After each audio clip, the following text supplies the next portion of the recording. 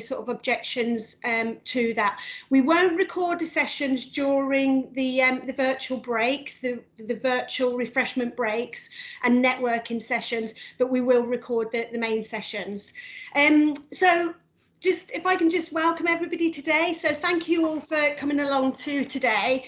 This is the first event that we've done of this nature, and as many of you probably know, this is all part of the activities we've been doing as part of National Careers Week 2021.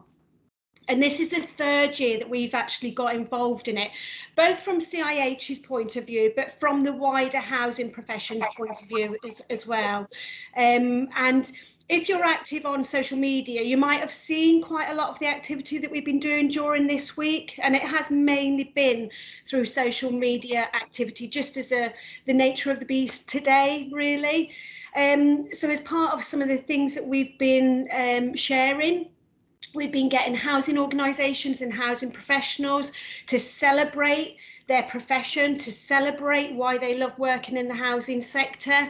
We've been sharing many blogs and many social media quotes as well about why people have chosen to follow their career path within the housing profession, and also some top tips as well. So ultimately, National Careers Week at its source is aimed at encouraging younger people, school-age pupils, to come into different professions and to think about their career options.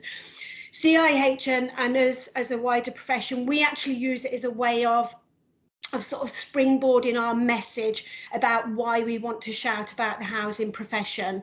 So in some of the things that we will push out during National Careers Week, it's more about this is why we're really proud. This is why we feel the social value and the social purpose about the things that we do within our profession.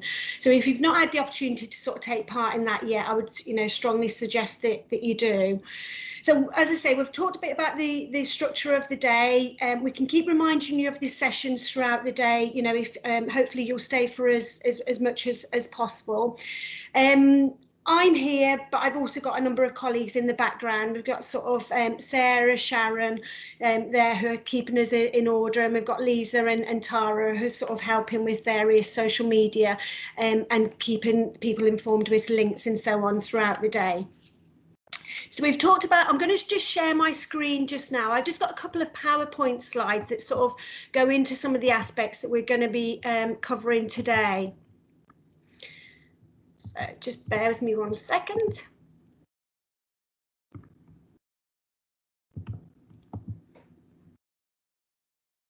Okay, can you see my screen? Yeah. Yep. We can see it, Jill. Thank you. Brilliant, that's great news, thank you. Okay, so I'll just whiz through these and then we can sort of get on with the first session of the day. So this was due to end sort of like soon for this for our networking session and our sort of scene setting. In terms of social media, I have briefly touched upon this, but one of the things that I would suggest that you do is, if you aren't already following some of CIH's main handles on Twitter and LinkedIn, here's some of the handles that you can sort of start to follow as a starting point. We're going to do a couple of quick polls sort of before we go into the main session with Paddy. And we've opted to do this in two ways. One, we weren't sure how many people would be here for the starting session, but we've done a sort of quick Slido poll. We've done two quick Slido polls just now, but we have also got the option for you to use the chat. So because there's only a small group of us here at the moment, what we might want to do, there's the QR code if you're interested in doing it in through Slido. But in addition to that, we've also got the manual, the good old faithful way of being able to do it as well. So if I can just use this just as an opportunity to sort of get a bit of a steer from the audience that are here with us at the moment, and we'll do this sort of throughout the day. Looking at those options, just give us an idea of where exactly you are. Are you an advisor? Are you new to the housing profession? Are you looking at a career change? Are you a student, either on a CIH course or on a non-housing course? or are you considering a change of career path, or are you just inquisitive? So these are looking at the delegates we're expecting throughout the day. We're expecting to get quite a broad spread of our delegates taking part. So as I say, please do use the chat box to take part in that. And then the next poll as well, it's really helpful for us to understand how much you personally feel that you know about housing as a career of choice and about the different career paths and opportunities within the sector. This type of thing will help us to understand sort of where we can gauge things throughout the day as we go along, and also sort of help to measure any of those sort of developments throughout the day as we've sort of gone through our various sessions. So again, please just use the chat to sort of indicate what you feel your level of awareness and knowledge is of the opportunities in the housing sector. So I think from a sort of housekeeping point of view, I think we've sort of covered the majority of the things that I wanted to talk about. Sharon, I'm sure you will correct me if there is something that I've missed that I should have covered as part of the housekeeping. The only thing that I would just sort of point out is just keep referring back to the programme that you will have seen in terms of sort of getting a feel for what is the main focus of each of the sessions. So the session that we will have after the break, after Paddy's session, will be about sort of getting a better understanding of the types of organisations within the housing sector and the types of opportunities, and getting a better understanding about the way that those organisations are different and the ways that they work together or in partnership or are very similar. So I'm going to, this is the start now of our first session.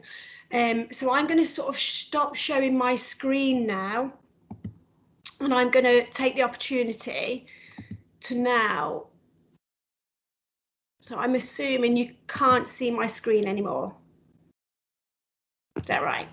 Yeah, cool. Okay, so without further ado, it gives me absolute great delight to welcome our guest speaker today for this first session as part of National Careers Week and Let's Celebrate Careers in the Housing Profession. So I'm delighted to be joined by Professor Paddy Gray, OBE. I'm just going to give some details, very brief details about Paddy in terms of sort of describing him, and then I'll let him expand upon that if he wants to or not. But Paddy is a professor of housing. He is also a former CIH president. He is a fellow member of the Chartered Institute of Housing, and he is an OBE as well. Today's session we're going to cover quite a few things in it. It is very informal, and it's framed in discussion with. So Paddy and I are going to have a discussion, but I want you to get involved as well. So let's throw questions at Paddy while we've got him. And during his session, he's going to be able to sort of, share lots of his academic insight with us, and sort of expand upon his years of experience, applied experience. One of the things that we're going to make a start with is we want to go through and give an overview of the history of social housing. So Paddy, can I sort of hand the mantle over to you to sort of make a start on that and give us a brief overview of the history of social housing? Okay, Jill, thanks very much, and thanks for the introduction as well. It's great to get talking to you, even though it is a small group. I mean, I think the aim of this is actually to get a message out, and something that I've dedicated myself to for over 30 years is I started when I was 5, of course, for over 30 years is to try and get young people to consider housing as a career. So the history of housing can be very long. It took me 3 years to teach it to degree students, but I suppose I can give, you could just segment it. I always find whenever I'm traveling on an overground in London, or traveling out to Heathrow, or traveling, not in the tunnels, of course, and you see the different types of housing that is in the capital. And again, driving in some of the major cities, some of the smaller towns, you see such a different type of housing, and you wonder, where did all that come from, and why is it so different, and why is it so diverse? And I mean, really, you could go back centuries, but I suppose the key thing was in the 19th century, when at the Industrial Revolution, so many people moved into urban areas. They had to be housed. Now, many of the new urban centres, many of the new industries housed people, or sort of was really juxtaposed beside the actual industry themselves. But there was a lot of very poor conditions. And at the time, when we talk about pandemics and various things, at the time, cholera was a major concern. And of course, cholera doesn't, confine itself to the working classes. So a lot of people who were in government at the time were very concerned that it spread because of the poor sanitary conditions and so forth. So we had an emergence of, I suppose, government intervention into housing, where it began with public health acts. And, housing has always been associated with health anyway.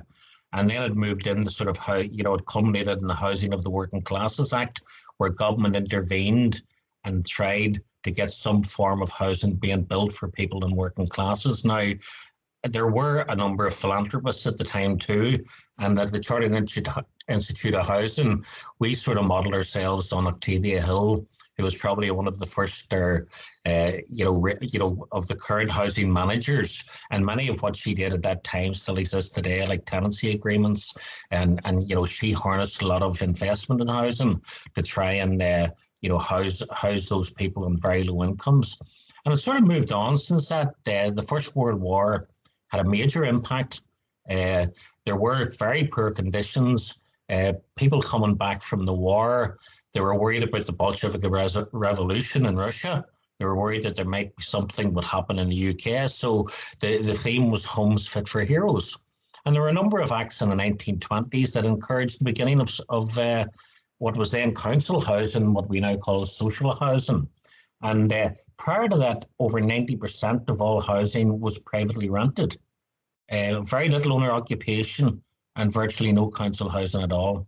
So you had this, a number of acts. You had the Addison, Wheatley, Chamberlain acts, all encouraging both the public and the private sector to build for the, for people who needed those types of housing. And standards were a key to that. The Tudor Walters report during the First World War actually recommended standards for that type of housing. Now, when I mentioned at the beginning, when I drive around England, Scotland, Wales, Northern Ireland, you find that type of housing, parter type housing that was built prior to during the interwar period, sort of semi-detached with gardens.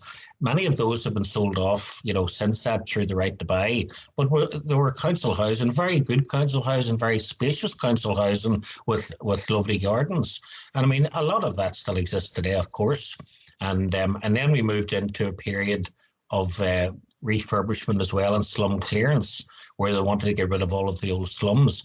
Problem with that was that people, although living in very poor conditions, had a community spirit, and they wanted to they enjoyed the fact that everybody walked in everyone else's house. They enjoyed the fact that they could leave the key on their door. They enjoyed the fact that even though they were poor, even though they had very poor facilities, they really had a community spirit. Now, the problem with redevelopment, we have two concepts we use in housing: redevelopment and rehabilitation. Problems with redevelopment is you demolish, and you're not only demolishing the houses, but you're demolishing the communities as well. And that's always a difficulty when you do that. So you have to take decisions around, do you demolish a community, or do you maybe refurbish the houses to retain the community? And that debate has existed right up until today. Moving after the Second World War, of course, then you had actual damage to buildings. You had nearly 500,000 houses that were destroyed. You had very much concern about the housing conditions again. And even though it was a Conservative government were in at the time of the war, a Labour government came in under Clement Attlee and basically introduced the National Health Service, introduced pensions, introduced a number of things. And council housing, again, was seen as a solution. Now, at that time, they introduced temporary accommodation, which were known as prefabs. And I grew up in one in Armagh in Northern Ireland, and it did a radio programme for BBC One about the 20 tin houses that I grew up in, and we called it Tin Town Kids. Now those properties were meant to only last for 10 years. They're still there, and they were built in the late 1940s, or assembled, should I say, in the late 1940s. So that was so they used so many different types of accommodation to house people. In the 1950s, then they had serious problems with money, with trying to sort of build, so they decided to build high and build high density housing. Hence, we had all the high-rise blocks, and the problems associated with those since then. Because although they were built, at the time they were called streets in the sky. People loved them, but then of course the building materials that were used weren't that good. They conducted cold instead of heat. Lifts broke down. People were stuck up in maybe a 30th floor and couldn't get out. So there's a lot there. That's emergence of depression, loneliness, isolation. And and remote council housing where offices were in the centre of the cities, so in many ways people didn't really feel connected. So you had that. I mean, I do a lot of work in Glasgow, and we have at Glasgow Housing Association we have over 130 high-rise blocks. Some of them going up to maybe 30 stories high. So again, it's seeing that different type of housing that was seen as a solution at the time. But then again, the unintended consequences of that was obviously poor housing, people wanting to move. So although housing is static and it can last for up to 100 years more, people's ideas and perceptions and demands change.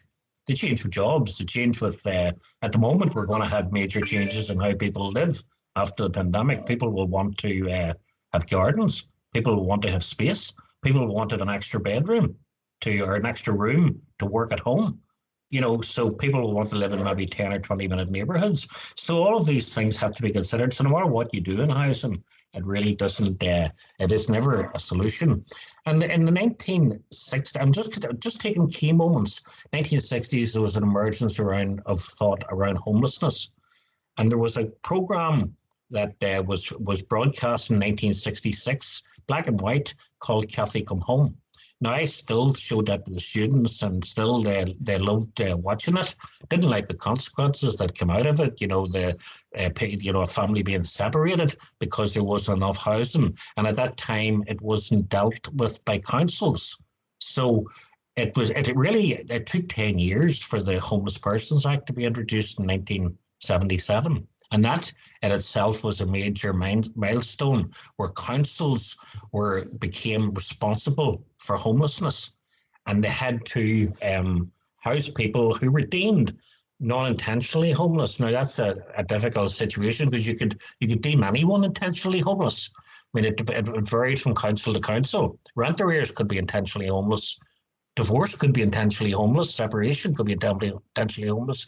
Some conservative local authorities at the time, and I'm not saying it's just conservative, but the word conservative would even said that pregnancy, single women getting pregnant, was a way of trying to get housing. So it was deliberate, and that's how crazy the whole thing got. So the whole concept around homelessness and who is deserving and who isn't deserving, and of course when you talk to people about homelessness, they think of people sleeping on the streets, but it's a key to that is home. If it was people living on the streets, it'd be rooflessness or houselessness, not homelessness. So it's getting this concept of a home. And that's where the many of housing professionals would look at that. They don't look at housing as a house or a unit. Government statistics will talk about housing units, but people working in the sector, professionals, will talk about the home and wraparound services that they can actually give to someone living in a house to make it a home. Communities, housing plus extra activities for rent. And one other thing was the emergence of the right to buy, and when Thatcher came into power in 19. Now I'm skipping over things because I'll be here all day, but 1979, she introduced in she came in 79, she introduced the 1980 Housing Act, which in many ways was a good part of it where it encouraged tenant participation and, compelling local authorities at that time to talk to tenants and to find out what they want. But the other thing was the right to buy, where people were able to buy at substantial discounts, 60% discounts. They were able to buy their homes, and they were able to buy flats at 70% discount. So, massive discounts. What it did actually, it changed the whole nature of council housing, because those people in the better off houses, the better quality houses bought them. And then many of them have moved out. Estimates today say 40% of those are now being privately rented. So, again, the unintended consequences of what was a good idea at the time, but many people became homeowners. Again, when you look at areas like London and people selling ex-council houses that they bought at 60% discount for £1 million, so is that the right way to subsidise people to live in their own homes and not subsidise others? All of these debates in housing are fantastic. And, it's fascinating. Nowadays, the big providers of housing are housing associations or non-local authorities. And what another aspect of the Conservatives and the Labour as well was to promote stock transfers. So all of this council housing was built in the interwar period and the post-Second World War period, all came up for grabs. So in some cities and towns, local authorities transferred all of their stock to either one or a number of housing associations. Why did they do that? Simple reason is that housing associations can borrow money to put towards investment from private funds, where local authorities, if they borrow it, it goes towards public sector borrowing. So therefore they were reluctant to do that. But this was a way of bringing in private investment. Now, what has happened from that? Some of the I'm vice chair of Glasgow Housing Association, and we had our stock transfer in 2003. 90,000 properties transferred over to a new organisation. It had its difficulties at the time, but massive, and not only new build, but retrofit, regeneration of areas, money that wouldn't have been there available from government that we were able to borrow. And the larger you become, the better your balance sheet, the more that banks and building societies will give you money at cheap rates. So in a way, and people, if they're living in good accommodation and they're happy, they will pay their rents. And that's big, but rental payments become so important as well. Biggest issues now are affordability. The biggest issues are in some parts of the country about the decline in owner occupation, because owner occupation had risen so much that people wanted to own their own home. As Michael Heseltine said in the 1970s, people should take their place in the sun when the right to buy was introduced. So people want to aspire to live their own home, but you've heard the term now, the generation rent, because many young people can't buy their own home. They can't find the deposits. They can't, although the Chancellor this week has announced a scheme that would actually help them to move in and to buy again. But we have this pendulum that shifts from owner occupation to council housing or social housing and to private rented. And in some cases, people owning part of their home and renting the rest of it, which is called equity sharing. So we've had different periods and different times over the years. And I said, I've only skipped over it. I'm just giving you a view. So what I get excited about, and I know I'm very boring about this, but I get excited when I'm on the tube in London and not in the tunnel, when I'm on the overground. And I look at the different types of housing. The housing is so over 100 years. The new housing has been built by housing associations, by housing organisations in different boroughs. When I look at areas that basically, what I mentioned earlier about the redevelopment, where whole communities were dispersed in many cities, what they did was they built a social housing on the periphery because the land was cheaper. So you have places now like Baker in Newcastle, Hume in Manchester, Drumchapel, Castlemilk and Glasgow, all on the outskirts, all not connected. And the biggest issue in the last was to connect people, bring them back in, make sure that they get adequate sort of, they can use all facilities and they're not isolated at all. So, you'll see that in every, I could ask, because the audience is very small, I could ask anybody in your hometown, in your home city, do you know where the social housing is located? Yes, it's located at the outskirts. And a lot of it probably has been bought off through the right to buy, but you have those very large estates then that had problems because of bad management practices. Chartered Institute of Housing introduced standards, introduced professionalisation. Everybody that I know that's a member of the Chartered Institute of Housing, and I know quite a few over the years, particularly as being president in 2010, 2011, which was a great privilege as I was the first Irish president and the only still of the CIH. But passion was the big thing. People wanting to help others, people wanting to improve lives. People, it's like a dedication. They just want to help. So it's not only getting the salary, it's not only working for a living, it's passion. And I would always put it down to that. And I've never actually had anyone say that they didn't enjoy their career in housing. Okay. So that's a quick sort of run through. Off the top of my head, of course. Yeah. Paddy, that was absolutely amazing. And, please don't apologise at all. We could listen to you all day, honestly, in terms of understanding, your knowledge of the history of social housing and, those applications that you're able to make in terms of helping us to sort of understand the context. You mentioned Drumchapel. I was brought up in Clark Bex, and which is down the road. So I was able to relate to that sort of scenario that you'd given in terms of the social housing there, and I was also brought up in social housing in Clark Bex, so know that area very well. So thank you very much for that. Before we move on to I've got so many things that I want to pose to you, but before we do that, does anybody have any particular questions for Paddy? Again, while we've got him here, while we've got him on the this stage, could you, if you've got any particular questions, could you just sort of use the icon hand or actually physically put your hand up, just so that we can get those questions to Paddy? Don't be shy. No? Okay, well, please just use the rest of this session as well to sort of think about whether there's any questions in particular you would like to ask of Paddy. Paddy, I'm just going to pick up on one of the points that you mentioned just before you finish, and you talked about the reasons that people choose a career in housing.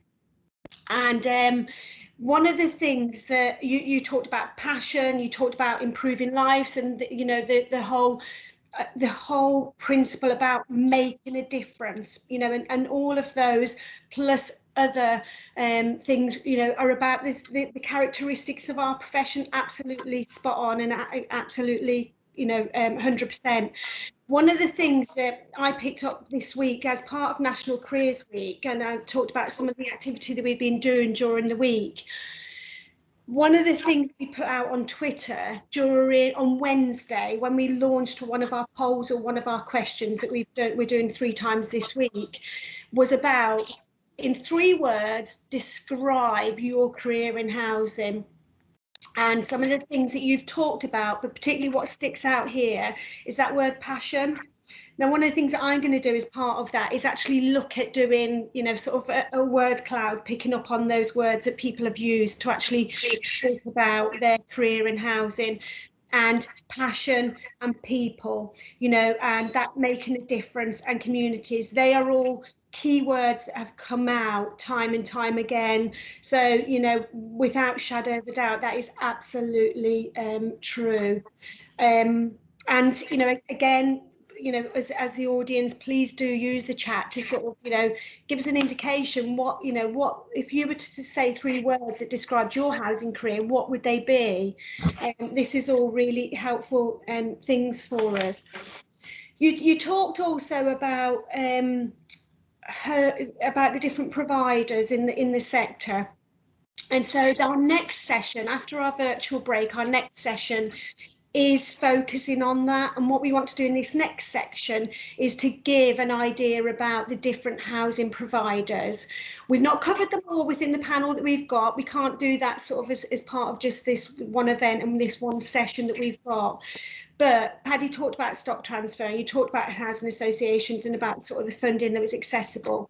In this next session, you will be able to find out more about that and get that better understanding of those different types of organisations. Paddy, can we talk a little bit more about professionalism? Okay. I suppose professionalism to me is about standards and about trust, and that people would actually, they trust that you will do what you say you're going to do. That you are equipped to do that. If you think in terms of a doctor, you wouldn't want a doctor or a surgeon operating on you if they didn't have the skills and the qualifications to do so. I mean, the same with housing professionals. I mean, it's about behaviour and attitude. It's about, how they operate with integrity. They, as I said, they'll do what you say they'll do. And the standards is very important. That's something that, at CIH obviously takes very seriously, is through education and through housing standards and setting those standards that people must adhere to. And in many ways, anecdotally, when I speak to CIH members or spoken to them over the years, I mean, many of them are very proud of their qualifications. They're very proud that they put that effort in to become a housing professional, and they that's very dear to them.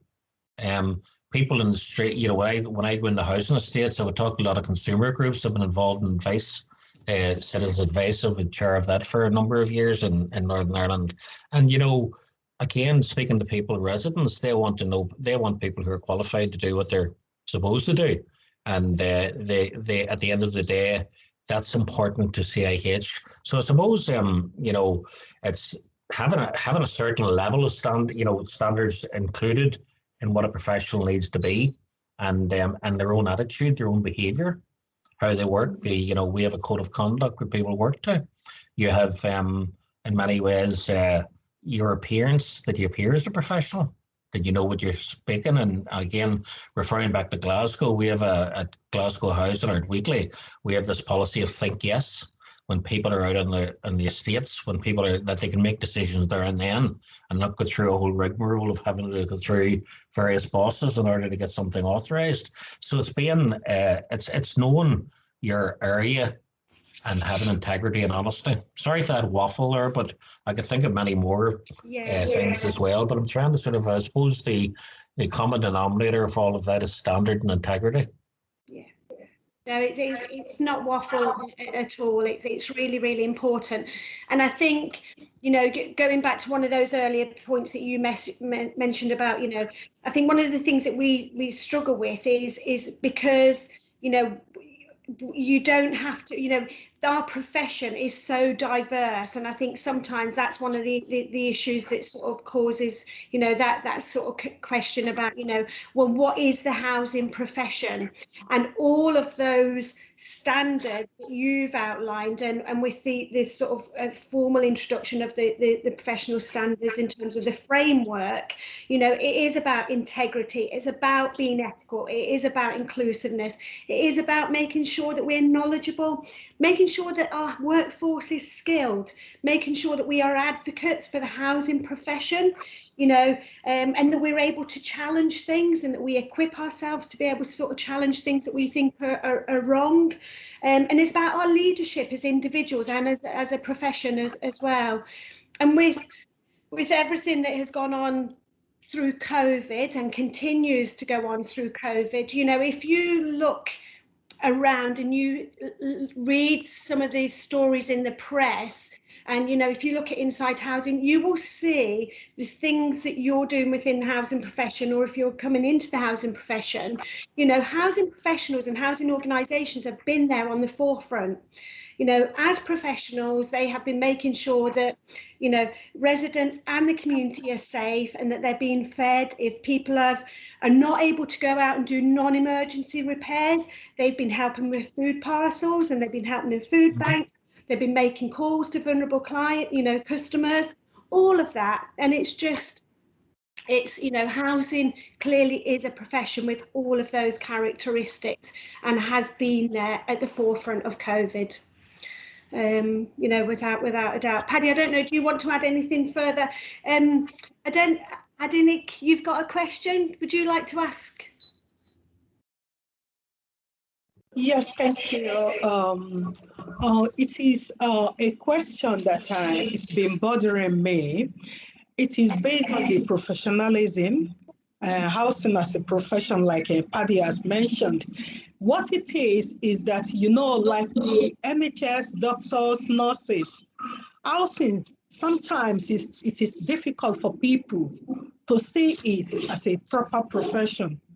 It will take you time to explain to people on the street that housing is a profession.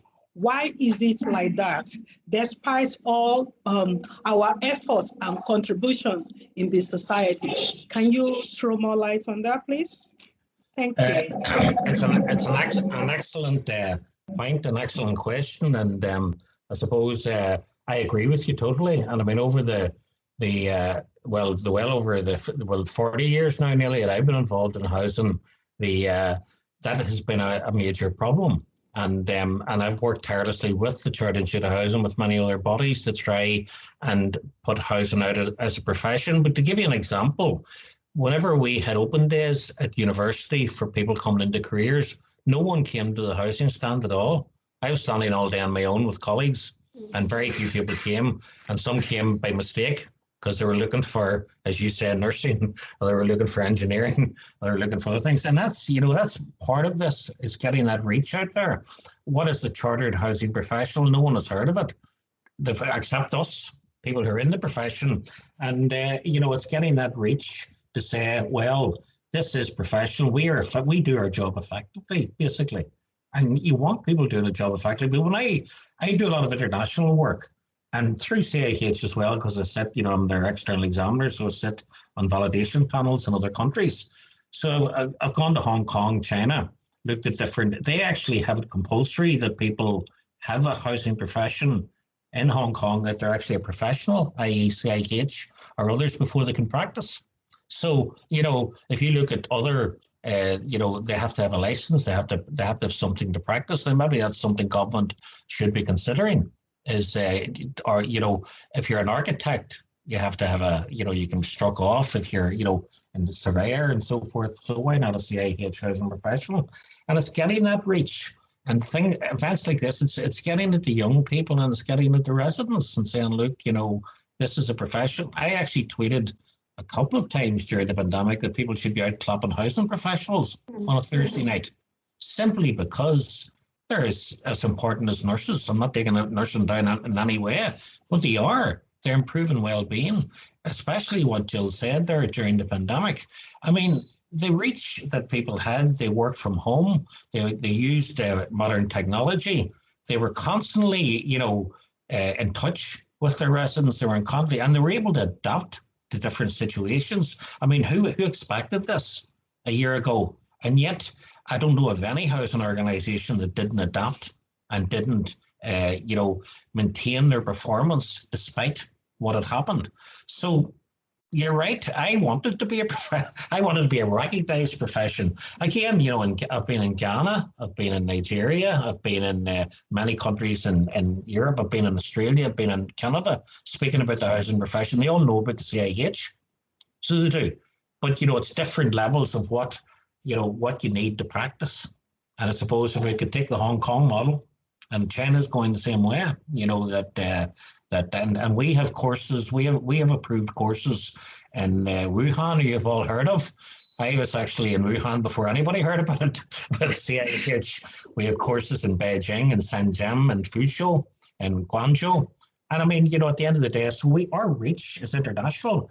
And that's another aspect of it. How do different countries work their housing system, and how do they work professionalism? You're fascinating and fantastic, you know. So, but I'm with you totally. Yeah. Thank you for that.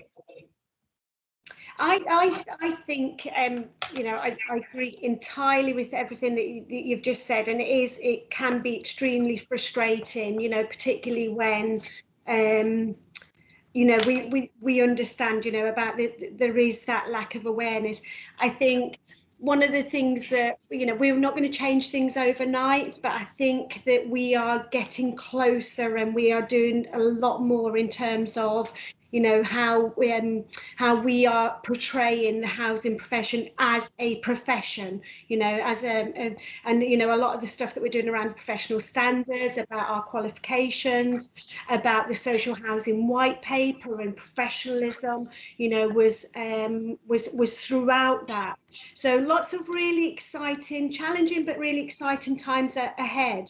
And there's some stuff that, you know, that we can all do. We can't do this individually, but we need to do it individually and collectively. So some of the things that we can do, you know, sort of when we talk, when we get the opportunity to talk about our profession, when we get the opportunity to talk about what our organisations and our sector does, we need to grasp them by the hands and just sort of make sure that we do get that opportunity. And if there's things that CIH could be providing our members and others in the housing profession with the resources to be able to do that, you know, let us know. What we're doing this week is part of building up those resources to actually, this is, you know, we call this Let's Celebrate Careers in Housing intentionally, because that's what we need to do, and that's what we are doing, and that's what we will do. You know, we're not apologetic for we are celebrating our housing profession and how key we are, you know, to individuals and families. Has anybody got, I mean, we've got so much that we could sort of talk about in this session. We've been using the chat. We can use the chat to continue to sort of talk more about membership, about various things that we're doing around the professionalism agenda, about qualifications as well. So we'll continue to put information about the qualifications that CIH, you know, runs. So for example, you know, CIH is the largest regulated awarding organisation for housing in the UK. You know, we have qualifications from level 2 up to postgraduate. They are done at various universities, accredited centres, and through our housing academy. So we can provide lots of information as we're going throughout the day on that. But again, you know, if you've got any questions in particular, then let us know. Joseph, I see that you've got your hand up. Would you like to ask a question? Yeah, good morning, everyone. Morning. Just one for Paddy, after you talked about sort of regeneration and slum clearances in the 50s. What do you think the future of inner city communities are, just when it comes to retrofitting, or a mixture of retrofitting and modular methods of construction, rather than, say, demolishing, being a big part of redevelopment? Again, a very good question, Joseph, and I suppose you're asking me my personal opinion on this here. The you know, certainly the retrofit agenda is very important, and something that, you know, large and small organisations have to balance between new build and new supply. And most of the new build and new supply will be, you know, will adopt the green agenda and will adopt sort of the proper heating systems that we need in order to meet targets. And, you know, certainly the targets of 2030 that are coming in, that have been brought back in 2050. But at the end of the day, I don't forget about the existing properties, and don't forget that those need retrofitted as well, up to standards that are actually for new build. Now, again, many organisations don't have those budgets to do that, and particularly smaller ones, like in the larger ones. I mean, in Glasgow, we put in millions in the sort of retrofit as well as our new build agenda, but smaller organisations can't afford that. So how can you meet those targets, and how can you bring, you know, you don't want to disrupt communities. You want demolition as a last resort, simply because you don't. But then again, when you look at things like fire safety, I don't know what's going on there. I think there's a wee bit of echoing coming in there. But I mean, when you look at Grenfell and we look at what happened there, and I mean, you really want to make sure that safety is very important as well. But, you know, energy efficiency, simply because it puts more money in people's pockets. That, you know, that if they're using up less energy and they're having to pay for less energy as well. And of course, but now we're talking about sort of good energy systems that retain heat and various things, and we're being told that you have to open your windows in case because of coronavirus. How will we deal with that next year? I mean, with a new learning coming out of COVID, and I'm telling you that now because I'm getting my job in an hour and a half. So hopefully we're coming out of COVID, and there will be a sea change of behaviors in the sense that people will want larger dwellings, people will want dwellings with space, people will want to work from home, people will want to have sort of, as I said at the beginning, 10-minute neighborhoods where people can sort of, everything is there for them. Organizations will change to working in hubs as opposed to probably working in central offices. And office space itself will become available. And what do we do with that? Do we regenerate inner cities by, encouraging that to be repurposed into, residential accommodation, student purpose accommodation? So much of it has been built, but many students have probably worked from home because of the online teaching. So what happens? There's so many questions coming forward, and professionals have to adapt to that and have to make sure in their strategic thinking that those are embedded in their plans over the next 5 to 10 years. Many of them are actually changing their strategic plans just to begin from 2021 to 2026 or whatever, simply because of that. Yeah. Thanks for that, Paddy. Yeah, it's one of my projects I'm looking at currently, sort of our retrofitting plan, and it's all very, it's all quite cautious right now. We don't want to find out in a couple of years that we're doing the wrong thing. So I think it's probably a more cooperative approach across the sector rather than individual associations. Absolutely, and it's about, in many ways, about collaboration. Making sure that you have somebody, including residents. Just when you think of a lot of the gas installations that were introduced over the last 10 or 15 years, they're probably going to have to go and rip those out again. Because of the sea change in thinking as to what, we want maybe heat sources sort of coming from the ground, pumps and various things. And, those are expensive. So making those decisions and writing those into your business plans are difficult for many smaller organizations. Do they then collaborate with larger organizations to be able to sort of to work together in community, in areas that, different players are, because that's what's happened. Housing has probably become fragmented in many ways. Prior to the sea change of stock transfers, councils operated in a full area, so they could do regeneration. They could do, in Northern Ireland, we still have the Northern Ireland Housing Executive, which is 90,000 properties, so they can do area regeneration. But when you have a different housing or associations operating in one area, plus the private rented sector, plus other occupation, how can you do area regeneration? And those thoughts have to be, and that's back to having professionals to think that way and to think forward.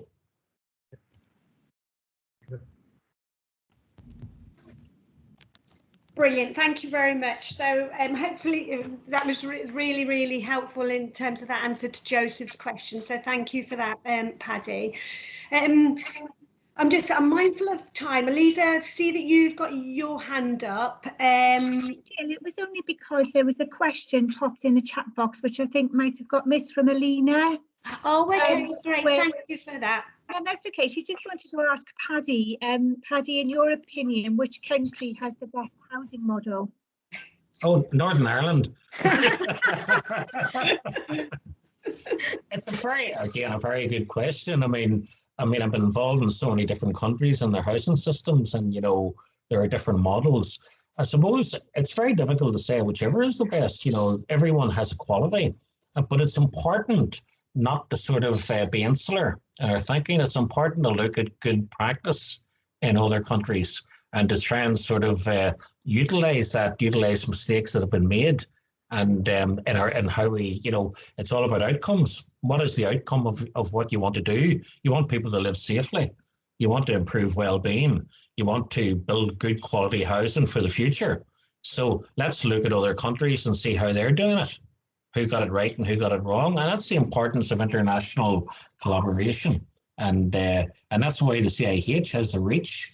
You know, we have a reach. I keep saying we, even though I don't have a very specific role in the CIH anymore. But I mean, hopefully everybody who's a member of CIH says we. So what do? We look at other countries. We have a reach in Canada. We have a reach in Africa. We have a reach in Hong Kong. We have a reach in China, Singapore. We have a reach in Australia. You know, so we can, and on European, we have European conferences where people will come together and look at the qualities of each country. So I couldn't answer that as to where the best model is. But what I can say is that we can arrive at the best model by looking at others and looking where they got it right and where they got it wrong. Thank you, Paddy.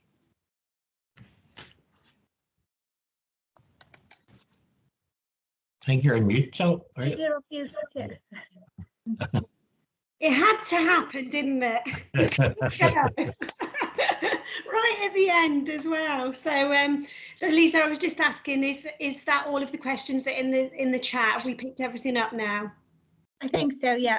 Lovely. Oh, thank you. Well, Paddy, you know, I can't thank you enough for today. Thank you so much. It was such an informative session, and you know, I'm so pleased that, as I say, with recording this, what we've created is an additional resource for our promoting careers in housing.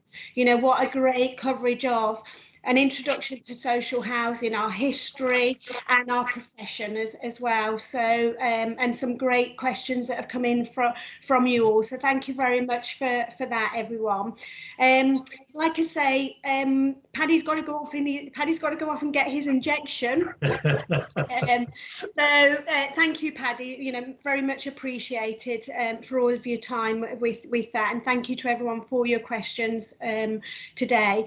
We're now going to have a quick networking break, so feel free to chat amongst yourselves, turn your cameras off, keep them on, go for a drink, grab a coffee and so on. And then we'll be back at 10:50 for our next session. So our next session will be focused on different types of organisations, getting that awareness of different types of organisations within the sector, and understanding more about sort of the roles and opportunities available. So we've got some great housing professionals as part of our panel, which is also chaired by CIH's president, Aileen Evans, as well.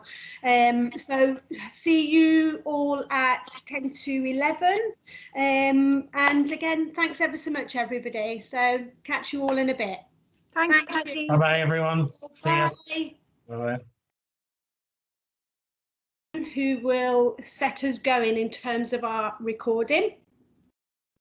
So, okay, thank you, Sharon. So if I can just welcome everybody to today's session, this session that's starting at 10 to 11. So my name is Jill Orco and I'm a regional manager for the Chartered Institute of Housing. The sessions that we're bringing to you today are part of CIH's and the wider housing professions activities during National Careers Week 2021. And we're now in day 5 of the 6 days of National Careers Week. And what a week it's been. It's been really, really good in terms of our outputs and our communication and our messages during the week. And one of the things that I just shared with the group earlier at our first session earlier on was some of the things that we've been doing in terms of making sure that we've got blogs and articles and social media quotes which are going out from our housing professionals, from our members, talking about their careers, whether that's their career paths, how they've come to do the role that they're doing, some top tips for your career in housing. And also one of the things that we did on Twitter on Wednesday, which I am just absolutely, I'm just taken back and so pleased with how it's gone, has been about sharing our 3 words that describe our housing profession. What does our career mean to us? And if you're active on Twitter at the moment, that is still going. I just, and when I heard about the number of impressions that we've had from it yesterday through some of our marketing colleagues, I'm just astounded. So thank you to everybody who's taken the time to do that. It gives us some strong, really strong messages about our profession and going forward, and those positive comments and statements about why we truly believe in our profession. And so I'll be using that in a great number of ways. So, you know, thank you for that. The purpose of this session today, you'll be aware that we've sort of got a range of sessions. We've just had a session with Paddy, who's talked about the history of social housing, who was able to answer some, you know, very practical questions from our audience earlier, covering the social housing history, but also talking about professionalism as well. So, and that will carry on throughout the day, no doubt.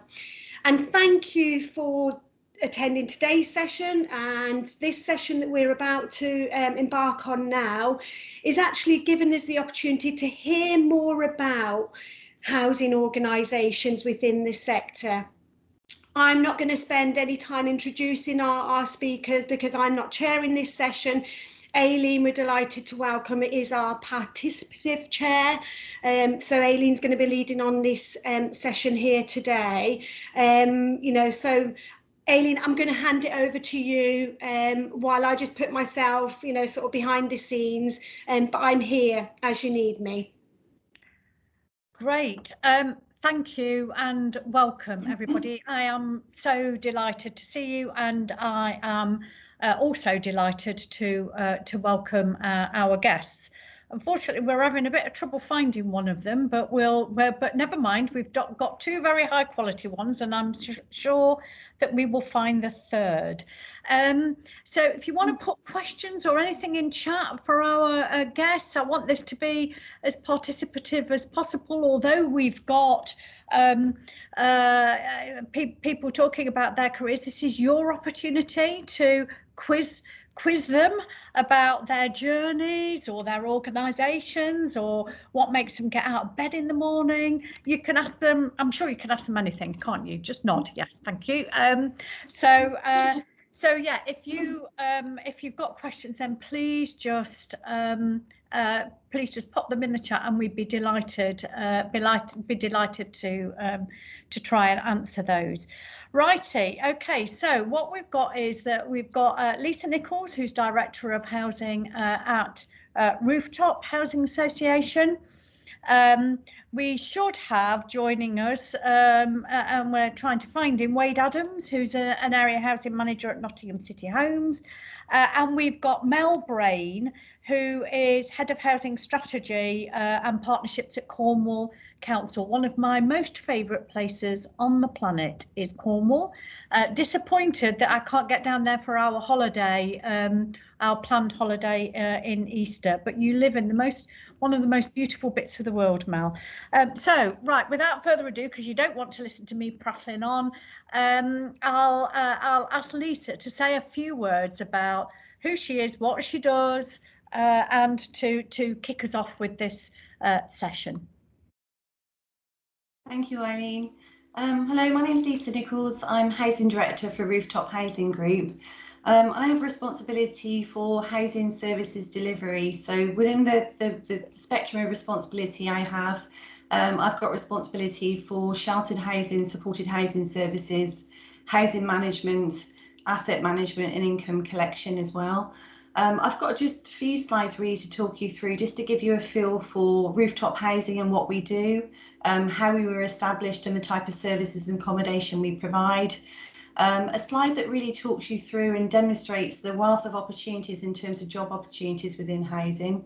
A little bit about my own career path, so I can just explain to you how I came into housing and the jobs that I've had so far. And I suppose the last slide in terms of why choose housing. I'm of course going to say it's fantastic and really rewarding, because it absolutely is. But hopefully through the session that we have, you'll be able to see absolutely why I chose it and why other people should do as well. So if you don't mind, I'm just going to put a few slides on the screen now for you. Hopefully you should be able to see that. Is that okay? Okay, wonderful. So in terms of Rooftop Housing Association, we were formed in 1994.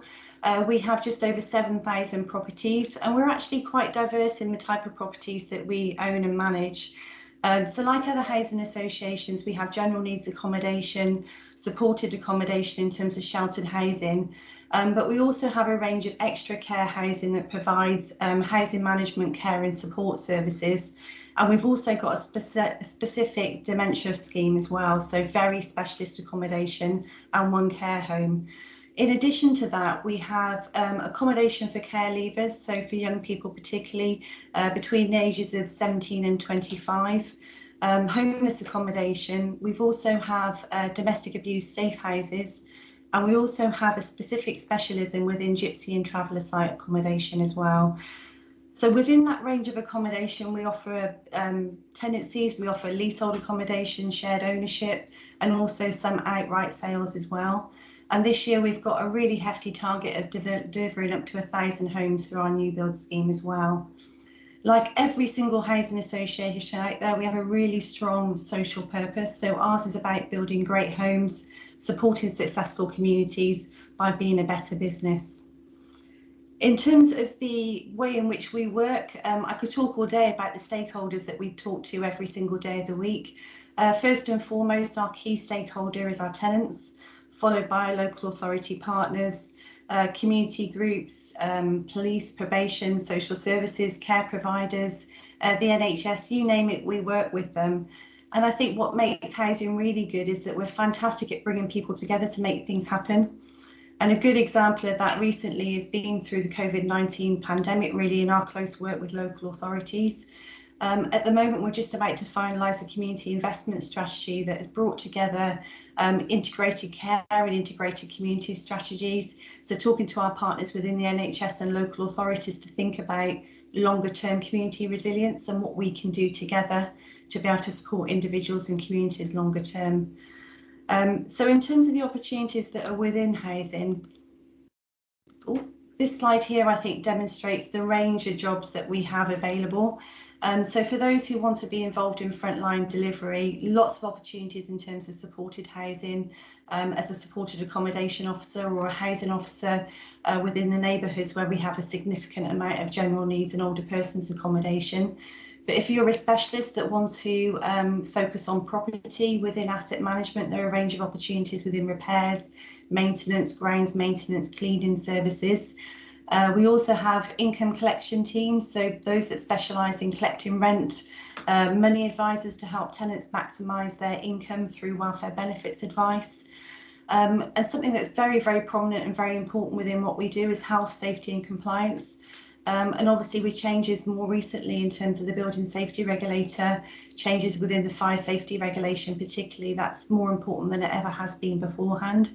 And within our own organisation, we're developing a health, safety and compliance team led by a manager at the moment. There's also more transferable skills and transferable opportunities in terms of finance, development, ICT, governance, those types of roles as well. So this is just a few examples, but just to give you an idea really of the range of opportunities that are available out there. So in terms of my own path, I've been really fortunate really to have started working in housing at a really young age.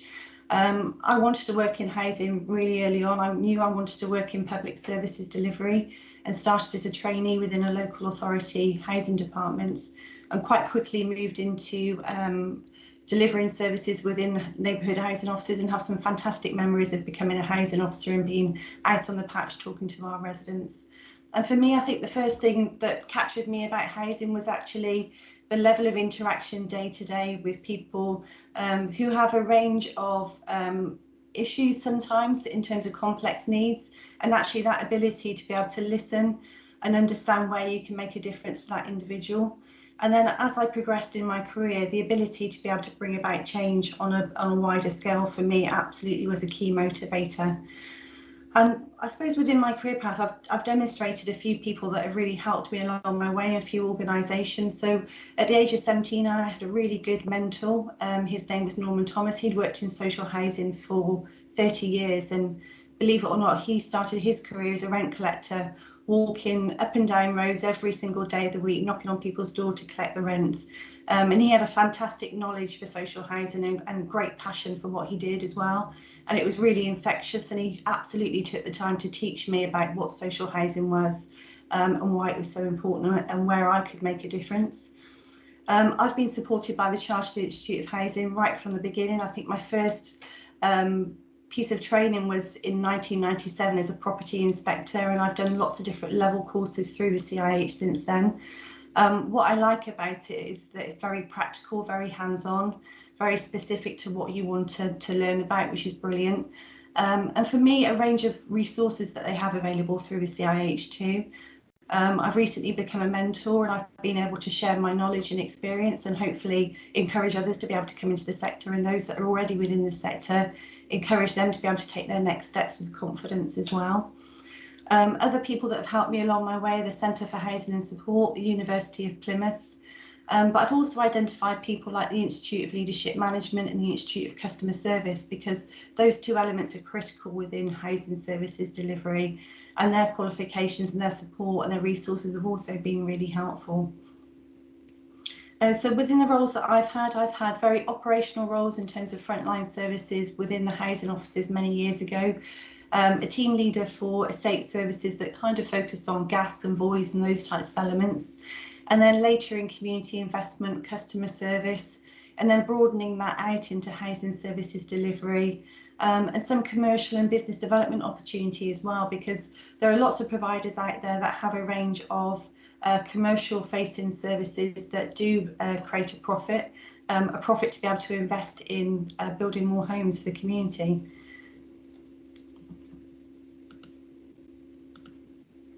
So in terms of choosing housing, for me, the reason why I do it is because we genuinely make a difference in what we do. We provide homes, we support individuals, and we support communities as well. So for me, helping, caring, supporting is absolutely a key driver and the reason why I'm in housing. I think that's pretty much everything on my slides that I wanted to take you through. I could talk all day about how good it is to work in housing and lots of things that I've been involved with over the years, but really happy to be able to just take questions and have a conversation, really. Okay, shall we take some questions now, and then can we move on to Mel? We haven't got Wade, we can't find him, so I might have to do that thing that one of our comms managers said to me once and said, can you get on the stage and fill for 10 minutes? What about? Well, I don't know, let's talk. Anyway, so we've got oodles of time for questions if anybody's got any of Lisa, or if not, we will move straight on to Mel, and then hopefully you'll have some collections of questions at the end. Alina, do I see you're taking yourself off because you want to ask a question? That's cool. Yes. So Alina Cower. Thank you. Hi, Lisa. That was a really, really interesting career map. Well done, and congratulations to you. I'd be keen to learn, in your journey, which was the most challenging jump? And the one I'm particularly interested in is the one from head of housing to the assistant and then the director. Could you just give us some guidance around that, and what were the challenges you faced, and how did you make that transition? Thank you. I think it's a really good question, and actually probably one of the trickiest career manoeuvres, to be perfectly honest. I think I benefited from the fact that I moved from head of housing to assistant director before becoming a director, because it enabled me to straddle the both without it's such a big change for me, really.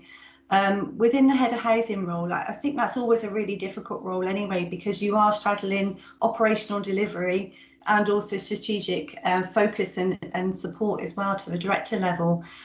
So I think it's a good place to start with. That transition in terms of moving away fully from operational services is very difficult, and for me it's about making sure you've got the confidence in the team around you. And I think in my own mindset, it's a change in terms of it's about you nurturing and creating the right environment for your heads of service to be successful operationally. So that was very much a fundamental step. You do that as a manager and you do that as a leader, but actually taking that step back and making sure that you're the facilitator and you're providing that environment, making sure they've got the tools that they need, they feel supported. And for you as a strategic director, making sure you've got focus on the wider business as an executive. So it's understanding more about the sector, understanding more about how your business works and what that business needs from you as an executive. Supporting the chief executive a lot closer in terms of how we work and how we grow our business. And that interaction with the board as well is a very key change, absolutely. It's brilliant, thank you. Problem, thank you. That was a really great answer to that question, Lisa. A lot of breadth, I think, came out in your answer there. So thanks for that. Anything else before we move on to Mel? You could put your hand up, or you can just come on camera and shout.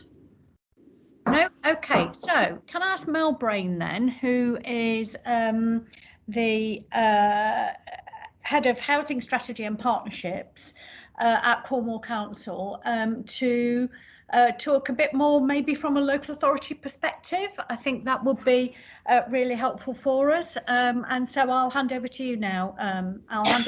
Mel. Lovely, thank you. So as it was said, I'm Mel Brain. I'm Head of Housing Strategy and Partnerships for Cornwall Council.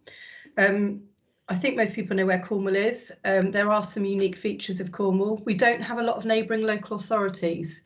A lot of work that you do in local government, you're expected to work with your neighbouring local authorities, and that's quite challenging for us because we don't have lots of neighbours.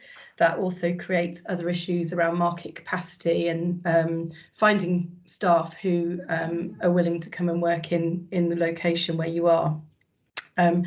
As a local authority, we've been a unitary authority for about 10 years, so we're quite a relatively new local authority in that respect. We had 6 districts prior to that.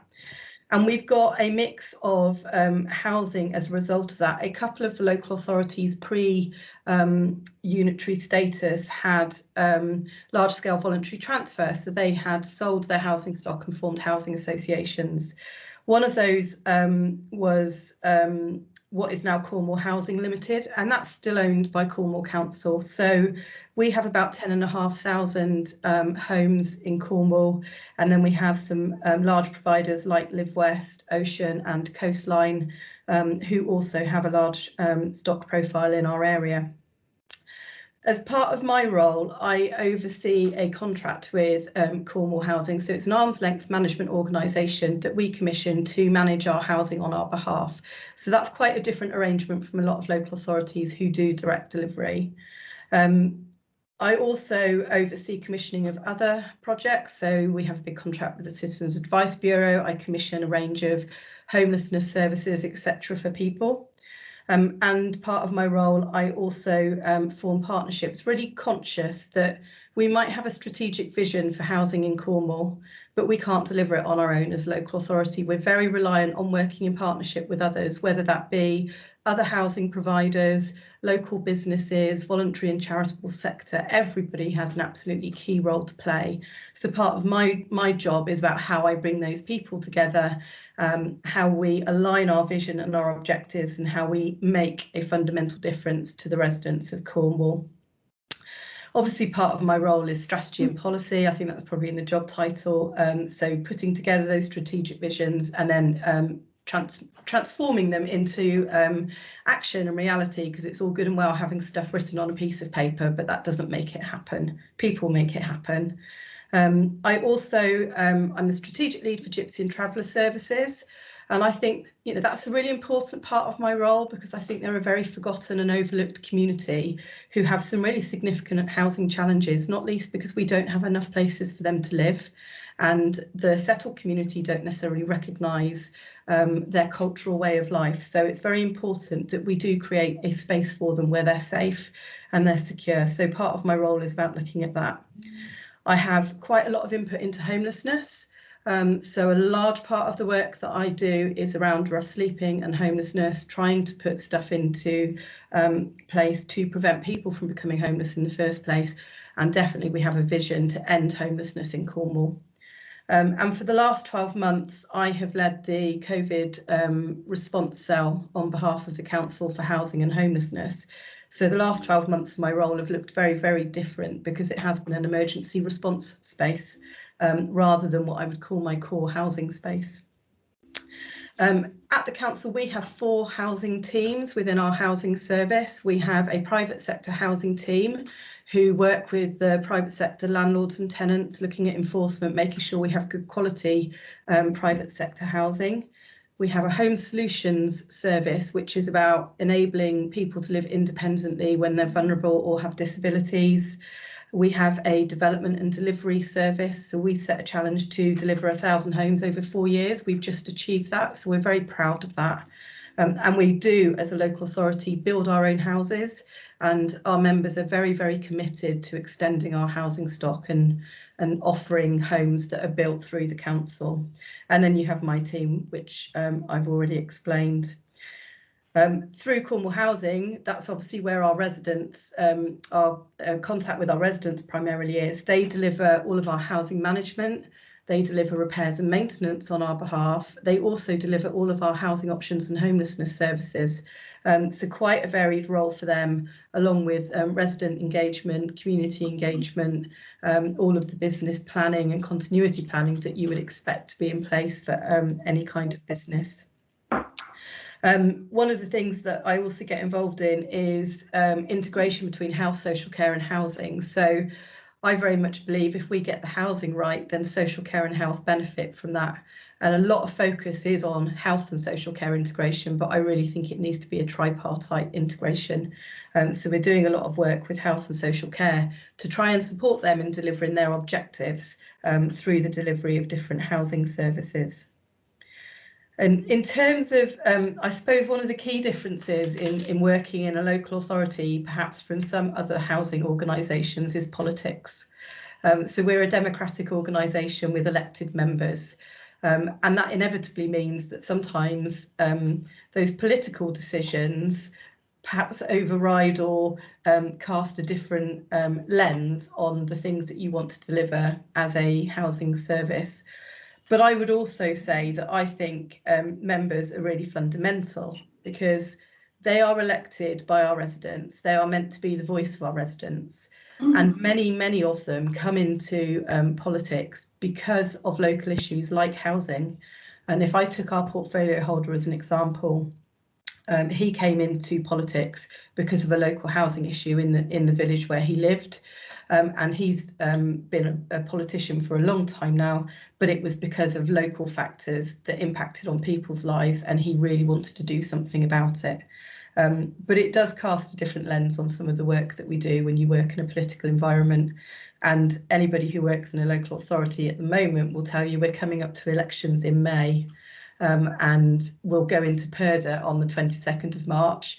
And that fundamentally stops you from doing certain things. So sometimes you have to put work on hold during a purdah period because you can't go out and consult with people in the way that you ordinarily would. In terms of my career journey, I went into housing through academia, if you like. So I was sponsored to do a master's degree at Cardiff University, and I was sponsored by Swansea Council. And as part of that master's degree in housing, I got to go do work placements in different teams within Swansea Council. And I know Lisa's talked about rent collection. I have very vivid memories of walking around housing estates in Swansea with a rent collection bag across me, knocking on doors and taking cash from people. And I'm fairly sure we probably wouldn't do that now. But it was a really good training ground. You got out, you met the residents, you got to speak to the residents, you got a feel for the things that were going on in their lives and what was important to them. From there, I became a housing officer, so I managed a patch for around 1,000 homes, including sheltered housing. And from that, I moved into policy. And then I spent a bit of time moving between the policy and strategic roles and the operational roles. So I would do operational for a bit and then go into the policy side again. I did some housing development and enabling, looking at how we deliver new homes for our residents. And then prior to my current role, I worked as a housing strategy manager in West Berkshire.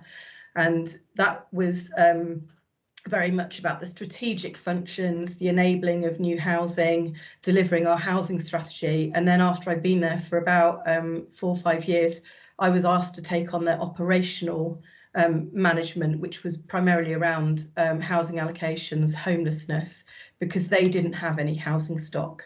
So some local authorities don't have housing stock. So you have a much smaller function in terms of housing in those local authority areas.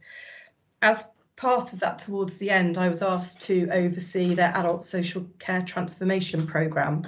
And that was a really good opportunity for me to work with colleagues in social care. I suppose I stepped into the project manager role with an objective viewpoint because I wasn't immersed in social care. So you can ask the silly questions, you can challenge and say, why do you do things in that way? And I found that a really, really valuable project to be involved in. And then I moved to Cornwall. It'll be 4 years in July. And Eileen's right, it's a very beautiful part of the world. And I've explained my current role to you already. I have also been involved in the Chartered Institute of Housing since I was a student at Cardiff University. I've been involved in local committees putting on events for local housing professionals. I've been involved in the regional board. I'm a member champion because I think there's real value to being a member of the Chartered Institute of Housing. There's loads of resources on the website. There's opportunities to do training. There's webinars that are available. If the budget will come out, there'll be a policy paper that gives you a briefing that's really easy to absorb and take in a lot of information in very short order. And I'm also a registered mentor, so I want to give back because I've been given so much through my career. And I'm very, very keen on learning and development. So I'm really keen to encourage the people that work for me and with me to go through training, to do apprenticeships, to get their qualifications. And I've never put anybody through an apprenticeship or qualification that hasn't benefited me and my service. So they'll all do projects. They might spend time off the job, but they're all contributing something back in. And it's really nice to see people then move on and get promotions and things because they've done that. And I see that as a real benefit. And I'm really excited because I've just got some grant funding that's going to allow me to do 2 things with people with lived experience. So we're hoping we're going to be able to offer some sort of apprenticeship for people who were formerly homeless and also extend our peer advocate scheme. And there's nothing better than seeing the people that you worked with as a service user then come through and start to work for you in that sector, bringing all of their experience and empathy and understanding and bringing it back into the workplace. So I'm really excited about those opportunities for the future. I also had Institute of Leadership and Management training, which I think is invaluable. And I've gone back to Cardiff University and I'm doing my professional doctorate at the moment and hoping to do some research into homelessness. So I think I'm always learning. Every day is a learning opportunity when you work in housing. And the reason I've worked in housing, exactly the same as Lisa, you do make a real difference. It's the people that I get to meet and the people that I get to work with. And because fundamentally, I don't believe there's anywhere more important than your home. It's where you make your memories. We know for some of our residents that that's not always a good place to be, but we can bring about change that makes it a good place for them to be. I think that's probably everything. Wow, that was brilliant, really brilliant. So any questions for Mel? Really good point to end on. Yeah, any questions? Charlotte? Yes, hi. Thank you very much, Mel and Lisa, 2 really interesting and inspiring presentations. Melanie, I was really interested in the point you were making about the sort of politics aspect of working in the local council. And as someone who is looking to come into the sector, I've been wondering about that difference between working for a local authority versus working for a housing association. And I was wondering if, well, perhaps either of you could speak a little bit more about what it is, what are those differences? I mean, are there sort of organisational culture differences or differences in terms of opportunities or pathways or particular challenges between, one versus the other?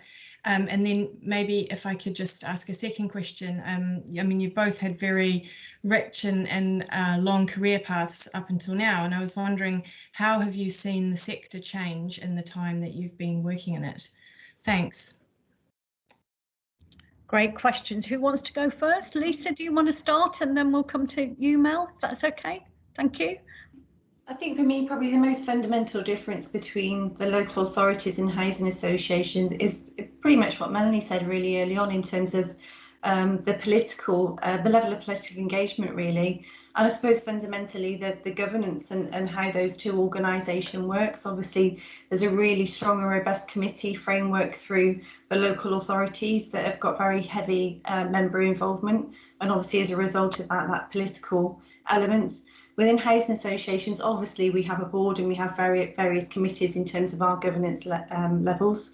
But that is different. We do have a level of political engagement, absolutely. So myself and Boris, the Chief Exec, engage directly with MPs and local councillors, and our councillors are very actively involved with our housing officers and patch officers as well, to be perfectly honest. I suppose increasingly more, there's a similar level of opportunity through local authorities in terms of the ability to be able to build homes, because that's been a key change in the sector and a very welcome one as well. When I worked for a local authority many years ago, we were really constrained because we weren't able to build more homes, and actually we didn't have the money to invest in the properties prior to decent homes funding being available. And the local authority that I worked for set up an arm's length management organisation to do that, really, to be able to secure the funding. I think it was about £39 million worth of funding at the time to be able to invest in homes. So, you know, that created a whole wealth of opportunity and ability for us to be able to take the service forward. But as an arm's length management organisation straddling between the two, it was great in terms of being able to gain investment into building, to be able to invest in homes, but actually it didn't enable us to be able to build more homes. So for us, becoming a housing association really unlocked that ability for us. So very quickly started to embark upon the process of stock transfer from the local authority to be able to do that. But obviously lots of constraints have been knocked down. You know, those barriers have been knocked down over the years, so it enables local authorities to be more of an enabling partner and partner with housing associations more to be able to build homes, which is fantastic and very welcome. In terms of the changes in the sector over the years, there's been significant changes, to be perfectly honest. When I first joined housing, we were going through compulsive competitive tendering back in 1996, and I worked for the client side at that point. It feels like a million miles away. I worked for the contractor side. I remember it very well. It feels like that just feels so alien now, but that was my grinding. I got to know housing really well through working on the client side, to be perfectly honest. But I can't think of anything more constraining and more difficult and demoralising, really, in terms of that structure. Changes over the years, I think for me, it's been a focus on the customer actually, and the way in which we provide services.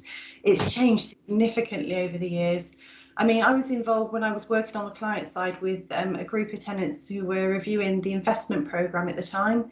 And that was quite new for the local authority in terms of engaging customers, in terms of determining priorities for investing in homes and the quality of materials and what was used in terms of kitchens and bathroom upgrades and that type of thing.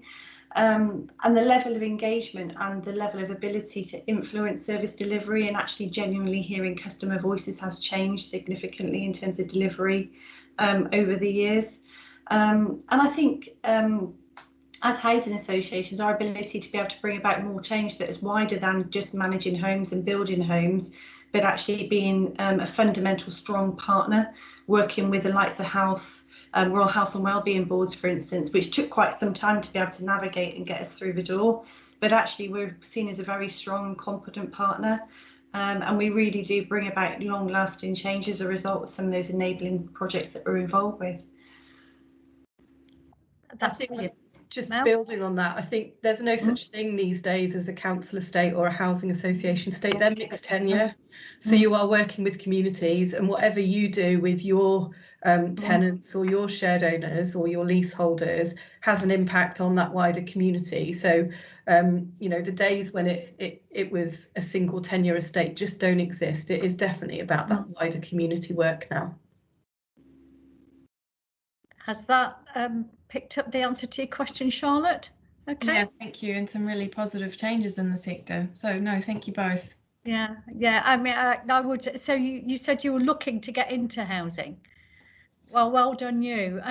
So I had this is pure coincidence, and I didn't set this up, but I had a WhatsApp message from a close friend of mine last night who has gone to do a bit of troubleshooting somewhere, all of whom shall remain nameless for obvious reasons. But I'm reading directly from her message. It says, "We have spent so long recruiting for attitude and customer service skills, which is great, but we seem to have forgotten to actually train people in housing management." And actually she's struggling with people, nice people, well-meaning people, hard-working people who haven't got the basics. And so I'll just, because we haven't got Wade, I'll just say a quick 5 minutes, well, less than that, a quick 5 minutes about where I started. So I penned a tribute earlier on this week to Arthur Oscroft, who was the Director of Housing at Nottingham City Council when I started my career there. I started as a trainee on a trainee scheme that he set up, where you had to do the CIH. You didn't have a choice about it.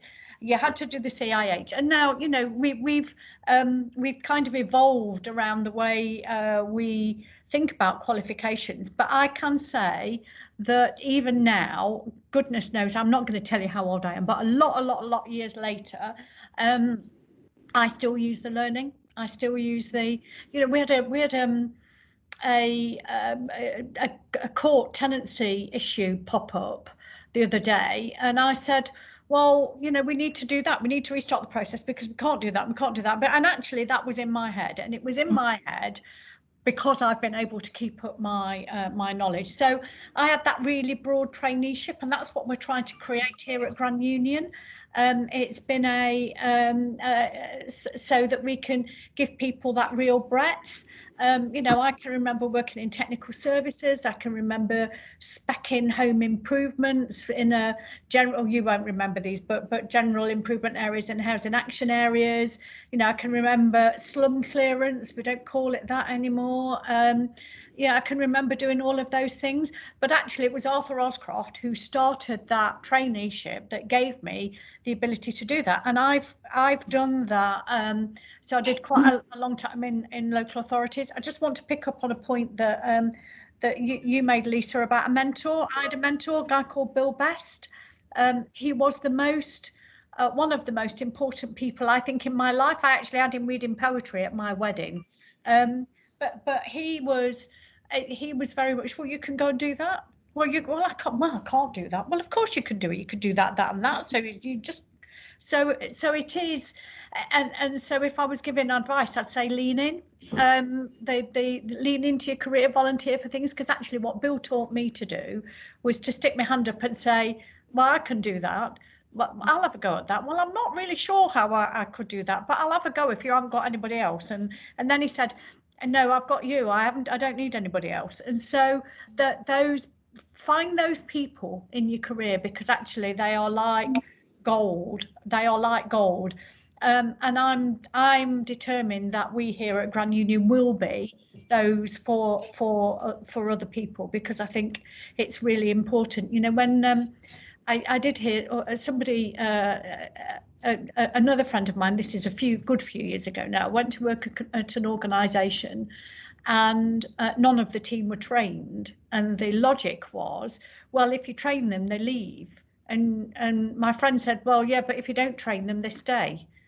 And actually you're not doing the best you can for the people who pay our wages. And so there is something, and I see it, you know, I hate it when great people leave here, but actually we're putting good people out in the sector with a Grand Union ethos and a Grand Union way of doing things. I feel really proud of that, and the CIH supports all of that learning and has supported me throughout my career. And so I have been able to, latterly in my career, I've had to learn to say no, because then when you get a reputation for saying yes, loads of people ask you to do things, and then you end up with too much. But that's kind of the way I live my life right now, really.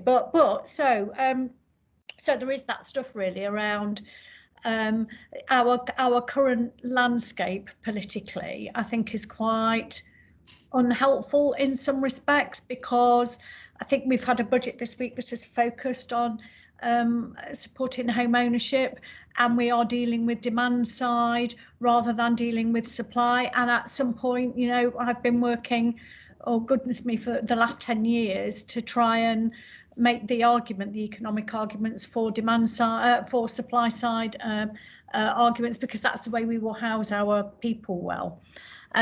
So have we got any more? And we must have some more questions. Lisa Fleming is typing. Anybody else want to say anything? Anybody else want to drop in? From what I was just going to add about the point you made about grasping opportunities, and I think I really liked that, because for me that's key. Because within housing, one thing's for sure is that everything will change, and it's a constant evolution in terms of service delivery. And for me, you know, those people that do the best are those that remain agile and remain alert to opportunities and are willing to find something new. And for me, I think housing is really creative, really innovative, and those challenges that are thrown into the housing sector, you know, kind of make us step back, we reflect, and then we reframe and think about, okay, how can we embrace this and make this happen? So for me, some of my most proud moments with working in my career has been when, you know, we've taken a problem and we've thought about it and thought, actually, okay, what can we do differently? A good example of that was working at GCH Housing Association that used to be in Almo. We had a number of properties that were difficult to let, you know, in a tricky area for families, but working with a local authority who were really creative about using Section 106 funding, decided they'd commute some funding for us to be able to develop specialist homeless accommodation. And, you know, my God, that was a hard slog in terms of the work that we did, because properties were in a grade 2, it was in a conservation area, grade 2 listed building as well. So really complex renovation project, but at the end of it, we had really high quality accommodation for ex-offenders, and it's, you know, ex-offenders who are more difficult to house sometimes within interim homeless accommodation and to house longer term. But there's been some fantastic success stories of those people that have joined that accommodation since. So yeah, I really liked that point in terms of embracing opportunities and being creative, because I think that's the key to success and being able to progress your career in housing, without a doubt. Great. We've got Rebecca Clark Bex on the call, who's just popped a note in the chat that said, having joined the board of Phoenix, I've also seen the resident-led side of things, which has been amazing. So much variety. Do you want to tell us a bit about that, Bex? I can try, for sure.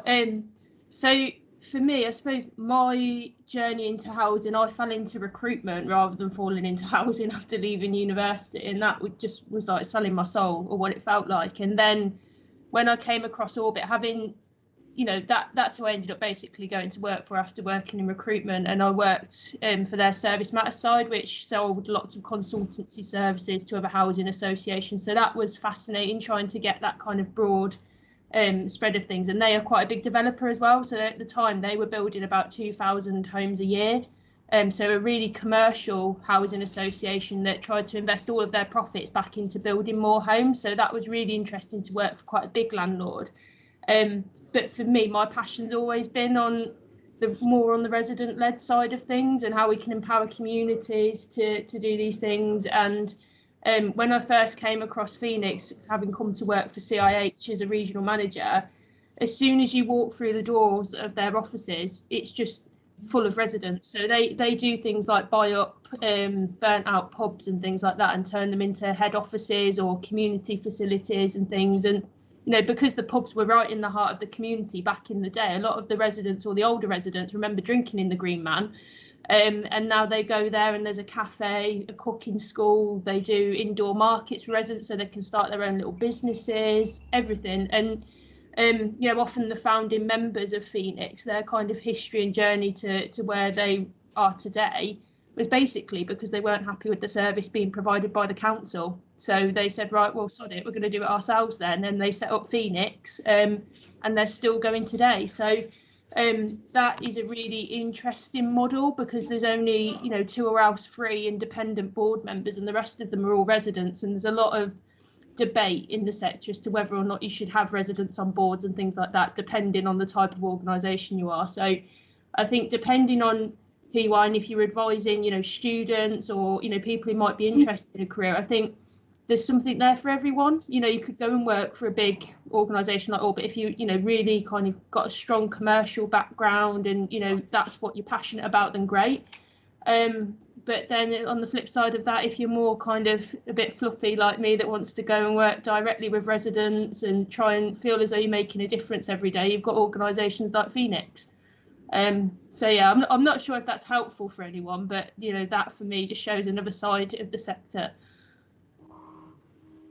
I think that's fascinating, absolutely fascinating, and there is that real. I think what you have served to illustrate there, Bex, is that real breadth. There's just masses of opportunity, and I'm convinced there's something for everybody. When my stepdaughter, who left university with a linguistics degree, was thinking about a career and wanting a career in publishing, and I was saying, no, go and work in housing, because it's really interesting and you'd be really good at it. And I talk about it all the time, because I've just had the best time. I've learned, I've stretched myself, and I actually feel I've made a contribution, and that there are it's like sort of leaving footsteps in the sand. Actually, you can see some of your footsteps in the sand, and that's just a really and I'm really proud. Actually, I'm really proud of that. I'm really proud now of the organisation that we have created at Grand Union, and I know, I'm not just sort of blowing our trumpet as a sector. I think we undersell ourselves, but I think we do just brilliant work here every day. And sometimes I just find out about it because somebody's posted on our intranet and said, all right, well, so do you want to tell me about the time you saved somebody's life then by giving them CPR, or happen to be in a scheme, or do you want to tell them about the way you've changed somebody's life by doing that adaptation or building that bungalow for the family with some challenges? I think it's just, it sometimes the rewards take a long time to come, but I think it's really, really rewarding. So have we got any other comments or any other questions? We've got about 10 more minutes left if people want to pop their hands up and say something. Any other contributions? Anything Lisa or Mel want to come in on?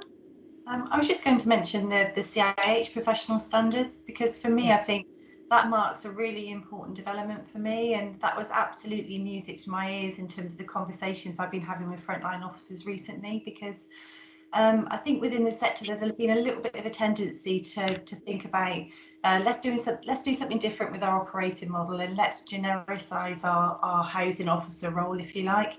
And I think something within that is almost devalued the professionalism and the level of expertise that you need to be able to manage tenancies. So for me, those professional standards, I suppose, make sure that housing officers and supported housing officers, housing professionals understand the standards in which they're signed up to and the route that they can take and the support that's out there, but also enables them to have a lot more pride in their professional role that they've chosen to do as well. It's quite often said to me that, they're not chartered in exactly the same way that a chartered accountant is, although you can receive a chartered, you could be a chartered institute housing member, absolutely fine, but it's not recognised in the same way across the sector. So for me, those professional standards really make quite a big difference, and at the moment we're starting to think about how we can incorporate that into our core competences as an organisation, so we can really embrace that for the frontline teams. I think that's excellent. Really looking forward to that. Yeah, no, we're I was talking to Fiona McGregor the other day, the chief exec of the regulator, and she said, I can tell the people in my organisation who have been CIH trained. I can tell. I can tell. And yeah, no, it's so yes, but it has been of massive value. Anything you want to come back with, Mel? Anything you want to pop in and say? No, I was just picking up on the point that Bex made, and you actually, I'd written in my notes, there's a place for everyone in housing. And there's loads of transferable skills that people bring. I think you're right. I think there is value in doing a housing qualification for the technical insight that it brings you. But as an example, my husband's a quality engineer. He now works in housing doing tenancy sustainment. So there's definitely, it doesn't matter what your background is, there's definitely a place for you in housing. And I would definitely recommend it. I wouldn't do anything else. No, nor would I. I had this fanciful notion that I was going to be a professional French horn player, and that would have been a really rubbish life, actually. To think about it, particularly now. Well, I would have been resting a lot, but I have enjoyed keeping my music as a hobby. But doing this for a living has just been the best, and still is the best. I think I've got a few more years in me yet, I hope. So Charlotte, you've popped your camera on. Was there something you wanted to add? Oh yeah, I was just going to ask another question if I can, if no one else is going to. I was just wondering, from your points of view, with the sort of challenges that are facing the sector, coming up, some of the big issues like decarbonisation of the sector, or I don't know, the economic recession. Anyway, there's some big issues that are coming along or that are happening. What sort of are there particular skills and profile that you think will be important to the sector in terms of staffing? Like what skills and what profiles will your organisations be looking for to kind of face those challenges going forward? Mel, do you want to take that first, and then Lisa, and then I'll drop in? Yeah, so I think the decarbonisation, the green agenda, if you like, and our local authority has signed a climate change emergency, declared a climate change emergency. So it's a really big issue for us. And we are all expected to play our part. And we've been looking at, through our housing revenue account, how we, put measures into all of our homes, which is we've got listed buildings, we've got solid wall buildings. Cornwall doesn't necessarily have standard buildings. So it is a real challenge. And I think there'll be market capacity issues in that area, because I don't think as, nationally that we've got the range of organisations and people who are skilled to deliver those kind of measures. The things that we're looking at is we will no longer install gas central heating systems. We'll look at alternative types of central heating systems. So then you have to think about how you retrain all of your gas engineers, because we don't want to lose them, we want to keep them, but we have to reskill them in some way to make sure that we can deliver what we want to do in the future. So I think there's definitely something around it, but that's definitely not my area. But we struggle to get people for all types of roles. So we've been doing a lot of recruitment around tenancy sustainment, navigators working with rough sleepers. We can't get people with those skills. Then we advertise development officer roles, which is much more technical, if you like. We can't get people for those roles either. So I think across the whole spectrum, we have a need for people with a range of different skills. So it really depends on what area you're particularly interested in. Lisa? Yeah, I would agree with all of that. I think key areas for us will be consumer regulation, obviously within the sector. We're just going through our self-assessment process for that.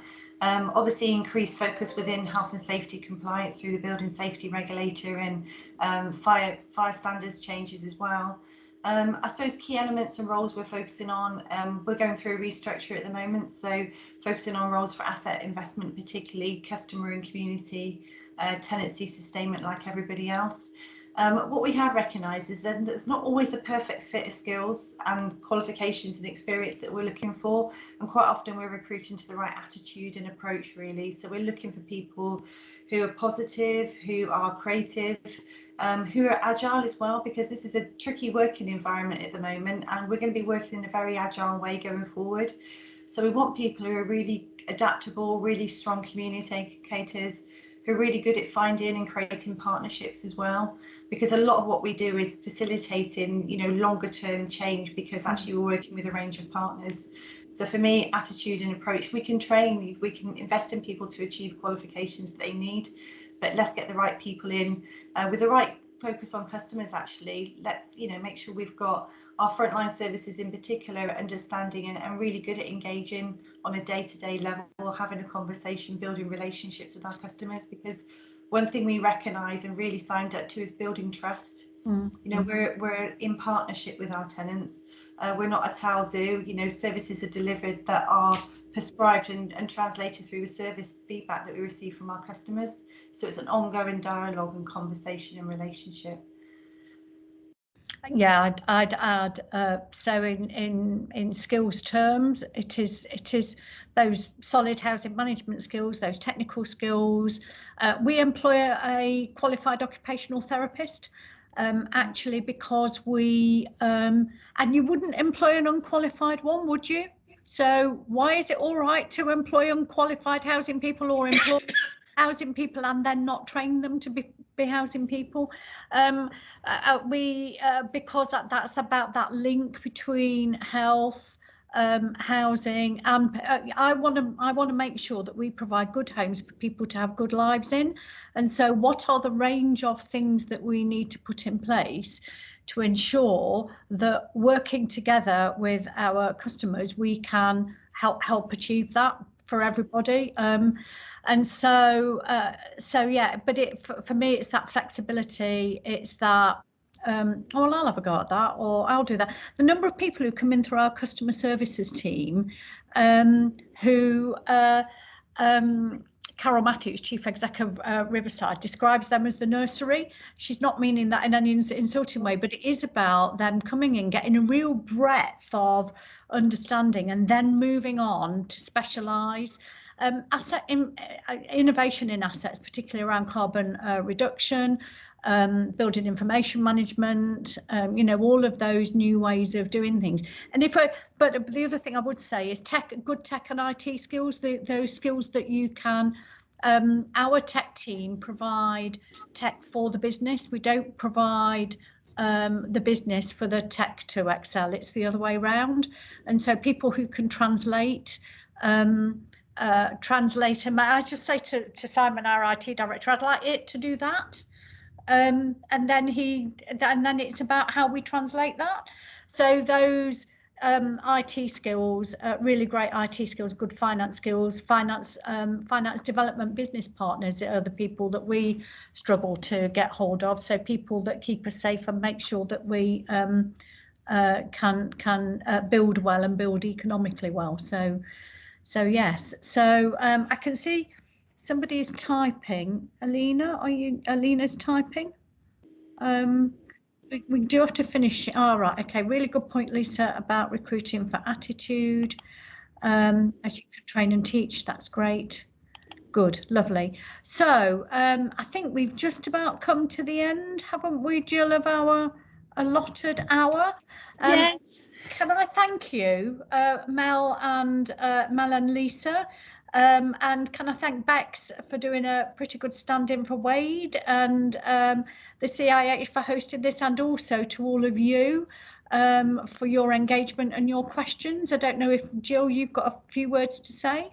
Yeah, brilliant. Thank you, Aileen. And if I can just reiterate Aileen's thanks to all of you for your great presentation today, and for imparting that information, and for those fantastic questions that we've had and everything that we've had on the chat.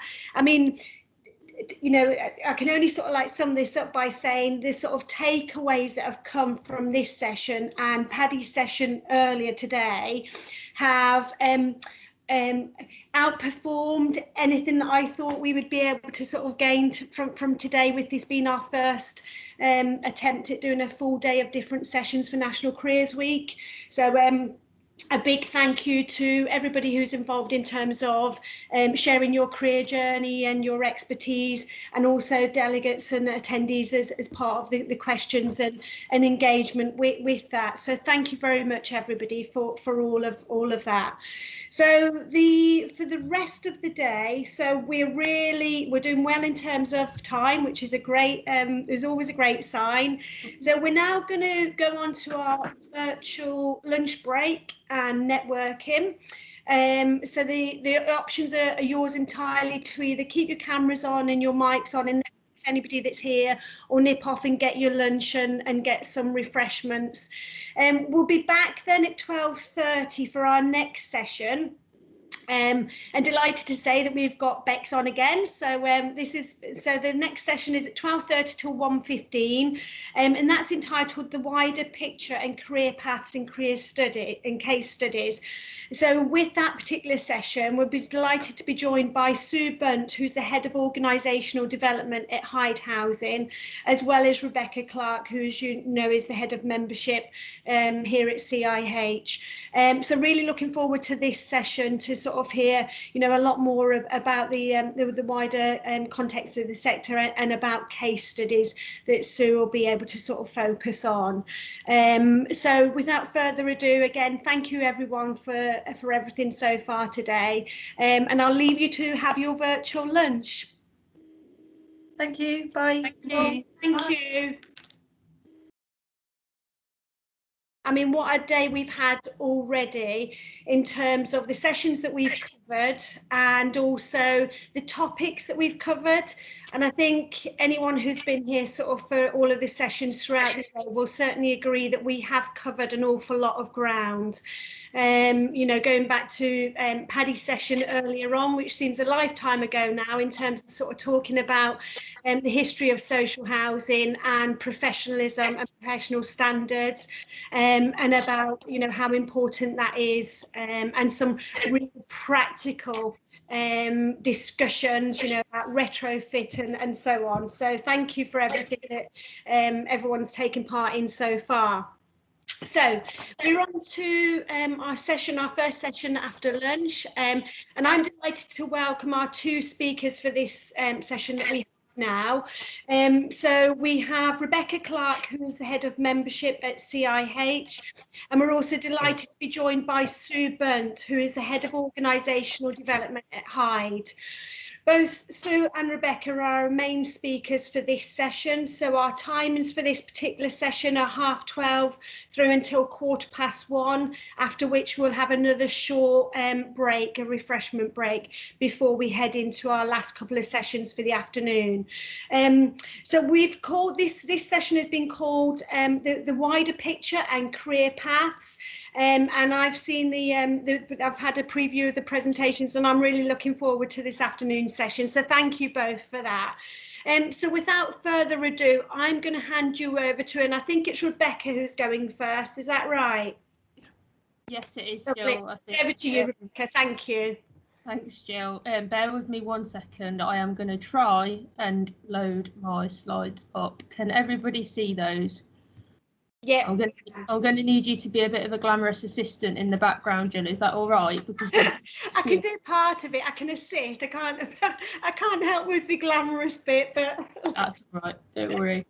So Sue and I have had a couple of chats before, so hopefully will be a nice double act for you all to come back to after lunch. And I know there's a few people joining a bit later, and those of you watching the recording afterwards, hi to you as well. So I'm going to just try and do, yeah, there we go. So I thought it'd be nice for me. So I'm the Head of Membership at the CIH, and we've been working really hard to support National Careers Week this week as part of our broader aim to make housing a career of choice. So that's all about promoting that, not just amongst us already working in the sector, because I think we're quite good at that. You know, I think where we need to improve is working more closely with a lot of you who are careers advisors or, you know, work in colleges and stuff, and also amongst ourselves to promote that amongst family, friends, people we know, to really show that housing is an amazing place to be. So we've talked a little bit in the last session about the sheer breadth of careers on offer within housing. So this is a little quote that I thought would be nice to start us off. The sky is not the limit, it's just the beginning. And I think that is perfect when we start talking about careers in housing, because there is literally a home for everyone within housing, which I think it was Mal earlier, stole that from me. And I was thinking, oh, I've come up with a great line there, and then she stole it. So there we go, a home for everyone. We'll repeat it again. I promise I came up with it first. So a little bit of background about just how many people are already working in housing. So we don't have that much data on how many people work in charities, other organisations along that line, contractors and things like that, and even in local authorities, because you could have quite easily a housing department of 500 people within some bigger local authorities. So if you take that into account on top of that first point there, where we say 150,000 people plus work in the housing association part of the sector alone, you can see the sheer breadth of opportunity that's there. And it is definitely a growing and rapidly expanding sector, as Sue will talk about from her experience at Hyde in a moment's time.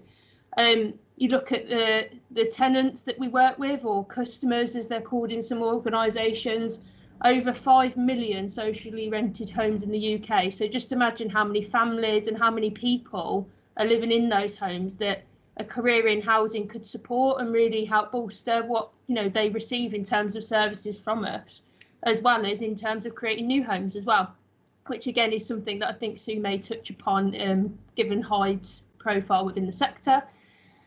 And the most important thing for me as well is to recognise that housing, I think there's a perception that housing is just about housing officers, and people like that. They don't necessarily see all of the people behind the scenes, so to speak, and the vast multitude of different job roles there are within housing. So even if you work as a marketing professional, a finance professional, whatever it may be, some of the ones that are perhaps less obvious, housing associations are crying out for skill sets like that. And there's definitely going to be a bit of a conversation from us about what future skill sets will look like within housing as well, which will hopefully then help when you're advising people, whether it be in your college or wherever it is that you're doing that work.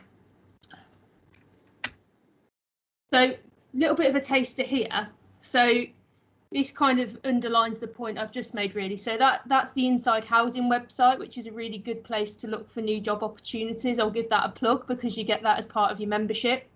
But on any job site you go on, even if you just type in housing jobs, the vast array of things that come up when you do that search, anything from customer support through to director level positions, governance, there's so many transferable skills that can come into housing and add an amazing value to what we do. So it's definitely always an option, and there's some great career paths there for people. And the best part of it is that you're doing it all with a purpose as well. So we always say at the CIH that, you could be the best finance professional in the world, but, you're working in housing, you're doing it somewhere you make a difference. And this quote, I think, illustrates it beautifully. And this is something that I've stolen from Jim Strang, our former president, and just roll out all the time. So this is one you can keep as well if you'd like. But you can do more for somebody in a day in housing than what a lot of other professions can do in a whole lifetime. And that, as a group of people working in housing, is something we have to be really, really proud of, and really make sure we make a strong point of that. So I should have probably pre-warned you at the beginning, but Sue and I would actually like you to get involved a little bit. I know there's not huge amounts of people on the call, but it's just really to get a flavour of this, and we'll get some more results no doubt afterwards as well when we send this around. But I will put this link, or try and put this link, into the chat. Bear with me 1 second. Ooh. I'll put the link in. There we go. And then you should be able to click on that, and we're asking you, how much do you know about a career in housing or careers in housing? So let me just find my link. I knew this was a good idea at the time, but not so much now. No. Bear with me 1 second whilst I find my link again.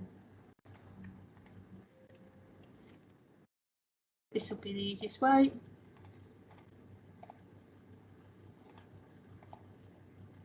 Copy, and then we'll go into our chat here. I'll just stop sharing for a second because nobody needs to see all of my Teams chats.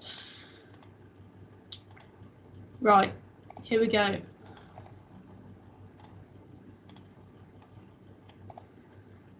And then the beautiful part of this is that Sue's going to talk, and it will give me a chance to put the link in when we need it later on. There we go. So you should be able to click that link now, and it will take you through to our survey. So it will ask you, how much do you know about careers in housing? And it's first option, not a clue. The second option, a teeny bit. the third option depends which bit, so you might know a little bit about careers in housing but not everything. And then the final bit, I'm a housing careers guru, so if you think you know everything there is to know about careers in housing, then that's the option that you'd pick.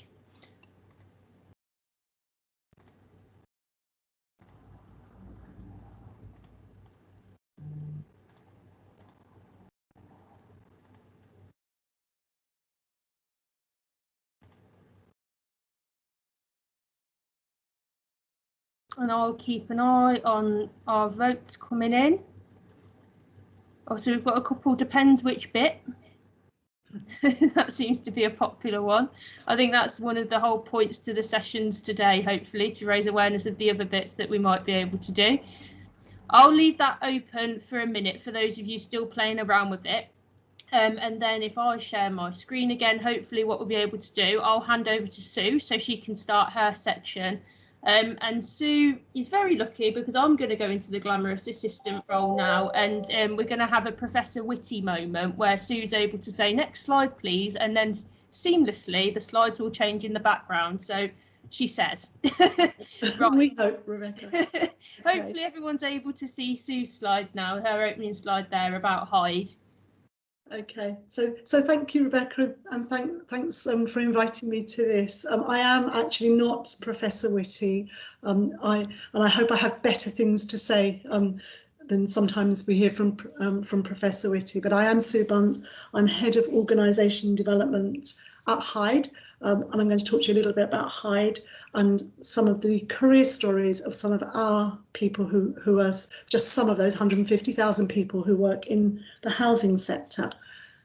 And I guess what I really want to convey here is my personal opinion about why this sector is a great sector to work in, and why everybody, whether you're a graduate, whether you're a school leaver, whether you are doing something else totally and want to come into the sector, why everybody else should consider working in this sector. And I think we've heard that quite a lot today. So I'm hoping to continue with the passion. So, okay, next slide, please. Thank you. So just a little bit about me, first of all. So I have worked in social housing in organisation development and HR roles for 15 years, but I didn't start there. So like a lot of people, I think I came into the sector from somewhere else. I started actually as a community worker working on estates in the London Borough of Greenwich. And I worked there with housing officers and tenancy support workers and outreach workers, as they were called there, to work on some very large estates, many of which don't exist in that form anymore. And then I took an about turn and moved into adult education and further education and spent some years teaching. I then sort of rocked up in a local authority to do training and organisation development. And then 15 years ago, I moved into social housing, where I have been ever since, because for me, out of all those different organisations and all those different cultures, social housing for me is the best place to be. I think that's because for me, I'm a values-driven person. I'm not so bothered about how much I earn. I am more bothered about working in an organisation that makes a positive difference to people's lives, and also where I can feel that even though I don't work directly in housing because I work in a support service, human resources, that there's a clear connection between what I do every day and what my organisation does to improve people's lives. And my particular job is I look after learning and development, graduates, apprentices, developing our talented people. I also look after our employee engagement, and I look after diversity and inclusion. So even within my role, there's a huge amount of variety. And I think that's one of my themes today, that there's a lot of variety in housing, lots of things are obvious and lots of roles and careers that aren't so obvious. And the final thing I'd say about me before we move on to the next slide is out of work, I'm a career coach. And I work with people, with clients who are wanting to make a transition. And what I've noticed is that there's a very low level of knowledge and visibility about the housing sector. So people just don't know, and they are sometimes surprised. And obviously in my career coaching, I say, have you thought about working in the housing sector? And people say, what's that? So partly I wanted to come today, and perhaps with the recording more than maybe everybody who's here, help careers advisors, career coaches know what a great sector it is to work in. So if we could move on, Rebecca. So just a little bit about Hyde. Hyde was formed in 1967 when quite a few housing associations were formed, and this was in the wake of a housing crisis following the war. And there was a very seminal and important documentary called Cathy Come Home, which documented the struggles a single mother had as her family broke down, and the fact that she was made homeless. And it caught the heart of the nation, I think, at the time. And the Duke of Edinburgh actually put out an appeal to people who sat in round tables, Rotary clubs, and said, we have to do something. And a group of young men in their late 20s, early 30s in southeast London came together to do something, and they formed Hyde. And their goal was they were estate agents, solicitors, so professional young people. Their goal was to every year buy 10 properties, renovate them and make them available for people to live in. And these were dilapidated post-war properties. And they formed Hyde. Hyde now has 105, well, it has 50,000 properties, 105,000 people live in our properties. So we've really grown over the 50 years, but they started with a sense of social purpose and creating a home. And we, like many other housing associations, still have that absolutely front and centre of what we do. So Hyde's mission is to provide more people with a roof over their head so they can make a home. And as I've said, we are a landlord. We have 50,000 properties. Around 105,000 people live in our homes. And we've calculated that every day, 10 families get a home with Hyde, 10 different families. And that's that connection between whatever you do and making a difference to people's lives. We're also a house builder. So we play our part today in trying to help with the housing crisis. We can't do it all on our own, but we work with others, with local authorities, in joint ventures to build more houses, and we operate in London and the South East. And finally, we're also a charity. So we have a charitable arm, we raise money, we invest in our residents and in our communities. And that's a really important part of what we do as well, and brings out a whole number of other sorts of roles and careers that someone working in a housing association can have. Could we move on? Rebecca, please. Okay, so we employ 1,100 people spread in London, down to the south coast, to Chichester, Southampton, in Kent, and also as far east as Peterborough. And here are just a few of our people. As you can see on the left there, these are people who work in our development department, and they're on site on one of our new builds, no idea where it is. So there's a whole number of careers and roles that are around the development side of things, buying land, working on projects, working through housing projects, planning permission, working with local authorities, lots of roles in that area.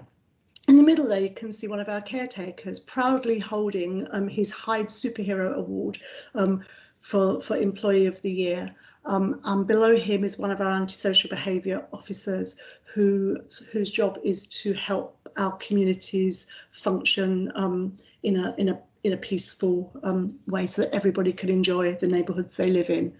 Next to her is one of our 200 trades guys. We're going to have a couple of women, but mainly men, electricians, plumbers, etc., who repair our homes as part of our landlord function. And at the top there are two of our staff who are welfare rights advisors, so a totally different side of Hyde. And in fact, the lady who's sitting at the back there, Edna, recently managed to get back £20,000 for one of our residents who had been underpaid in benefits. So a very different job, very direct positive impact.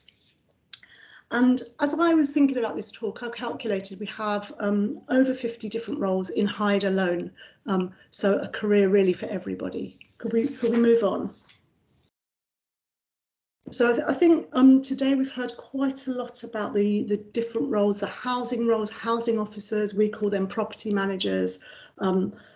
We have technical roles like surveyors, we have the developers I've talked about, we have our trade staff, We have roles that are around delivering and building partnerships in the community. We have an education training team who help our residents into work. We have a tenancy sustainment team who are the benefits advisors. So lots of different frontline roles that touch directly our residents and people's lives.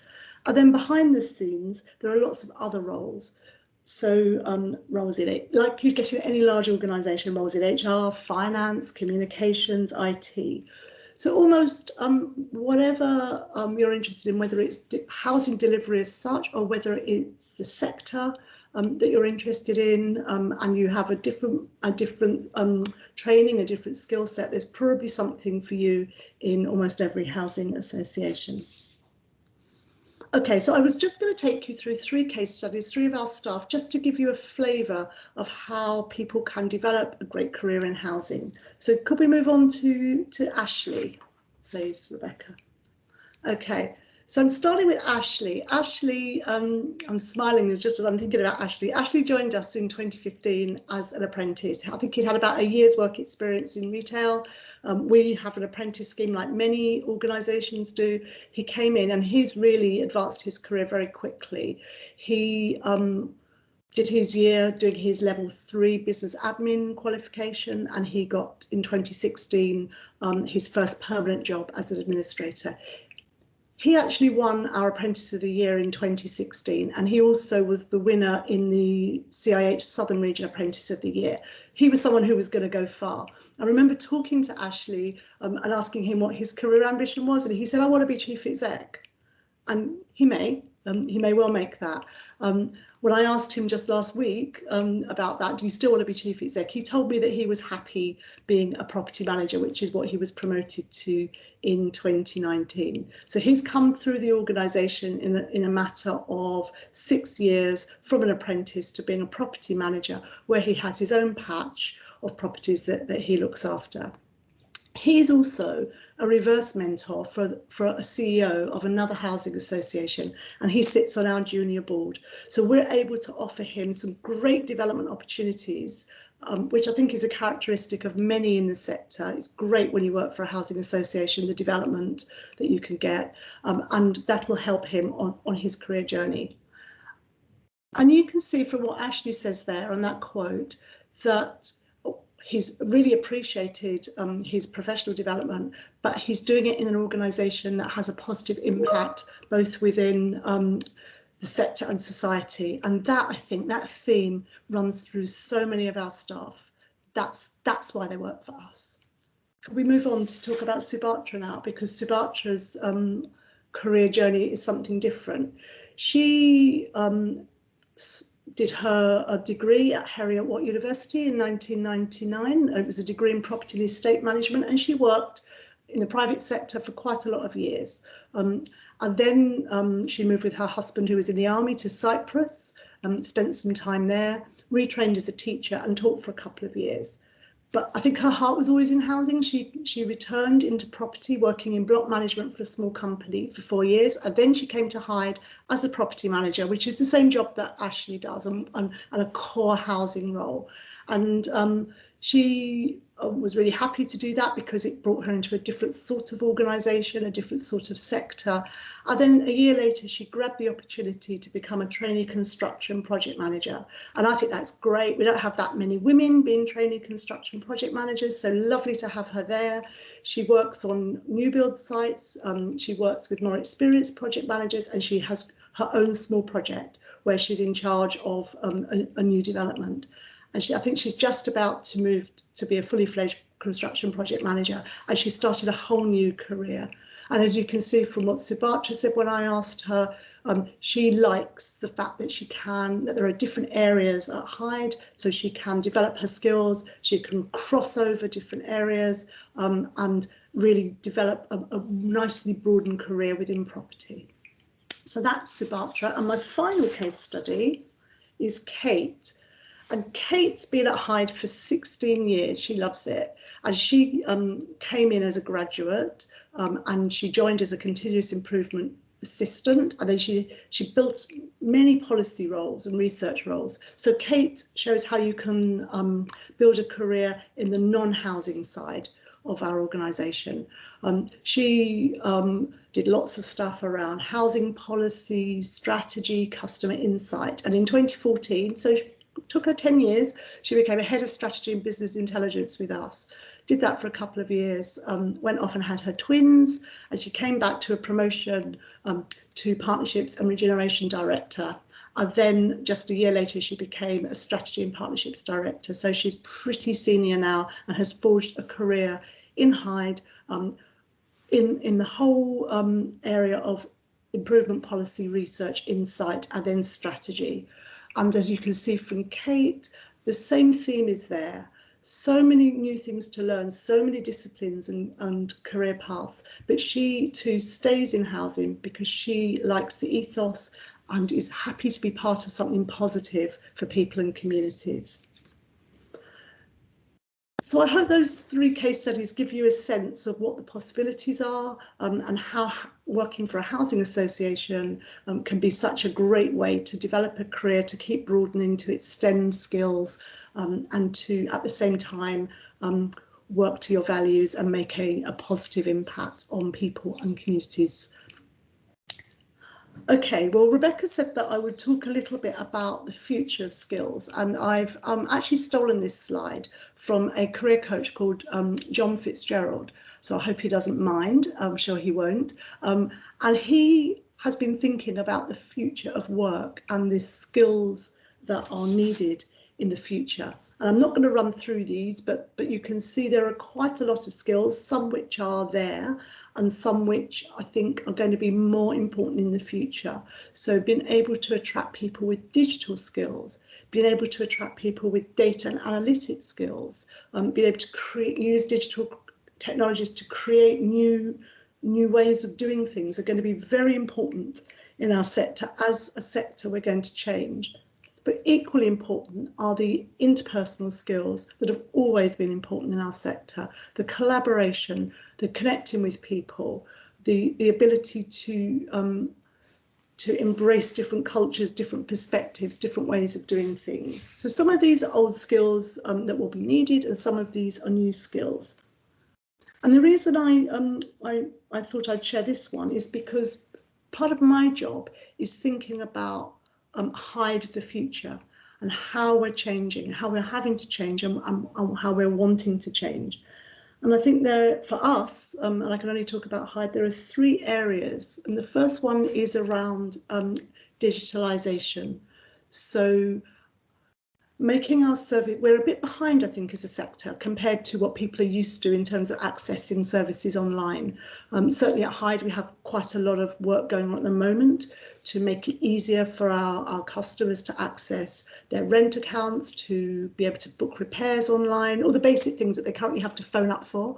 So digitalisation, I think, will be something in our sector over the next 5 to 10 years that lots of organisations will be looking at, and we'll need the skills to be able to drive that.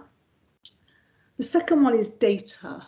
So making use, there's this phrase, big data, making use of our data, understanding our customers, using analytics sensibly to make better decisions is something, in my opinion, that housing associations will also work towards in the coming years. And that requires a different skill set. And there may be all sorts of graduates or other people out there who have those skills. And I think as a sector, we'd love to have you join us. And then there's change, which is a skill, I think, for every organisation. So change and resilience. And this year has certainly shown us that, the need for that. So people who will be able to change, will be agile, will lead in a different way, are also going to be really important in our sector. So that was really sort of the end of my slides. But I guess the real point I want to make is it's a great sector to work in. What everybody does, whatever the jobs, and you've seen there's quite a range of jobs, makes a positive impact on people's lives. That's what keeps me in housing, and I hope that's what will attract and keep others in the sector. So I think that's me done, Rebecca.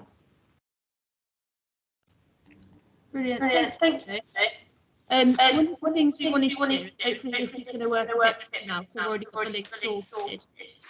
We wanted to know is now that you've heard the presentation from Sue, and a little bit at the beginning, the cameo from me, whether or not you feel that's improved your knowledge of housing as a career. So if people can click the link in the chat, then you'll be able to vote again. I think last time the overwhelming response was depends which bit.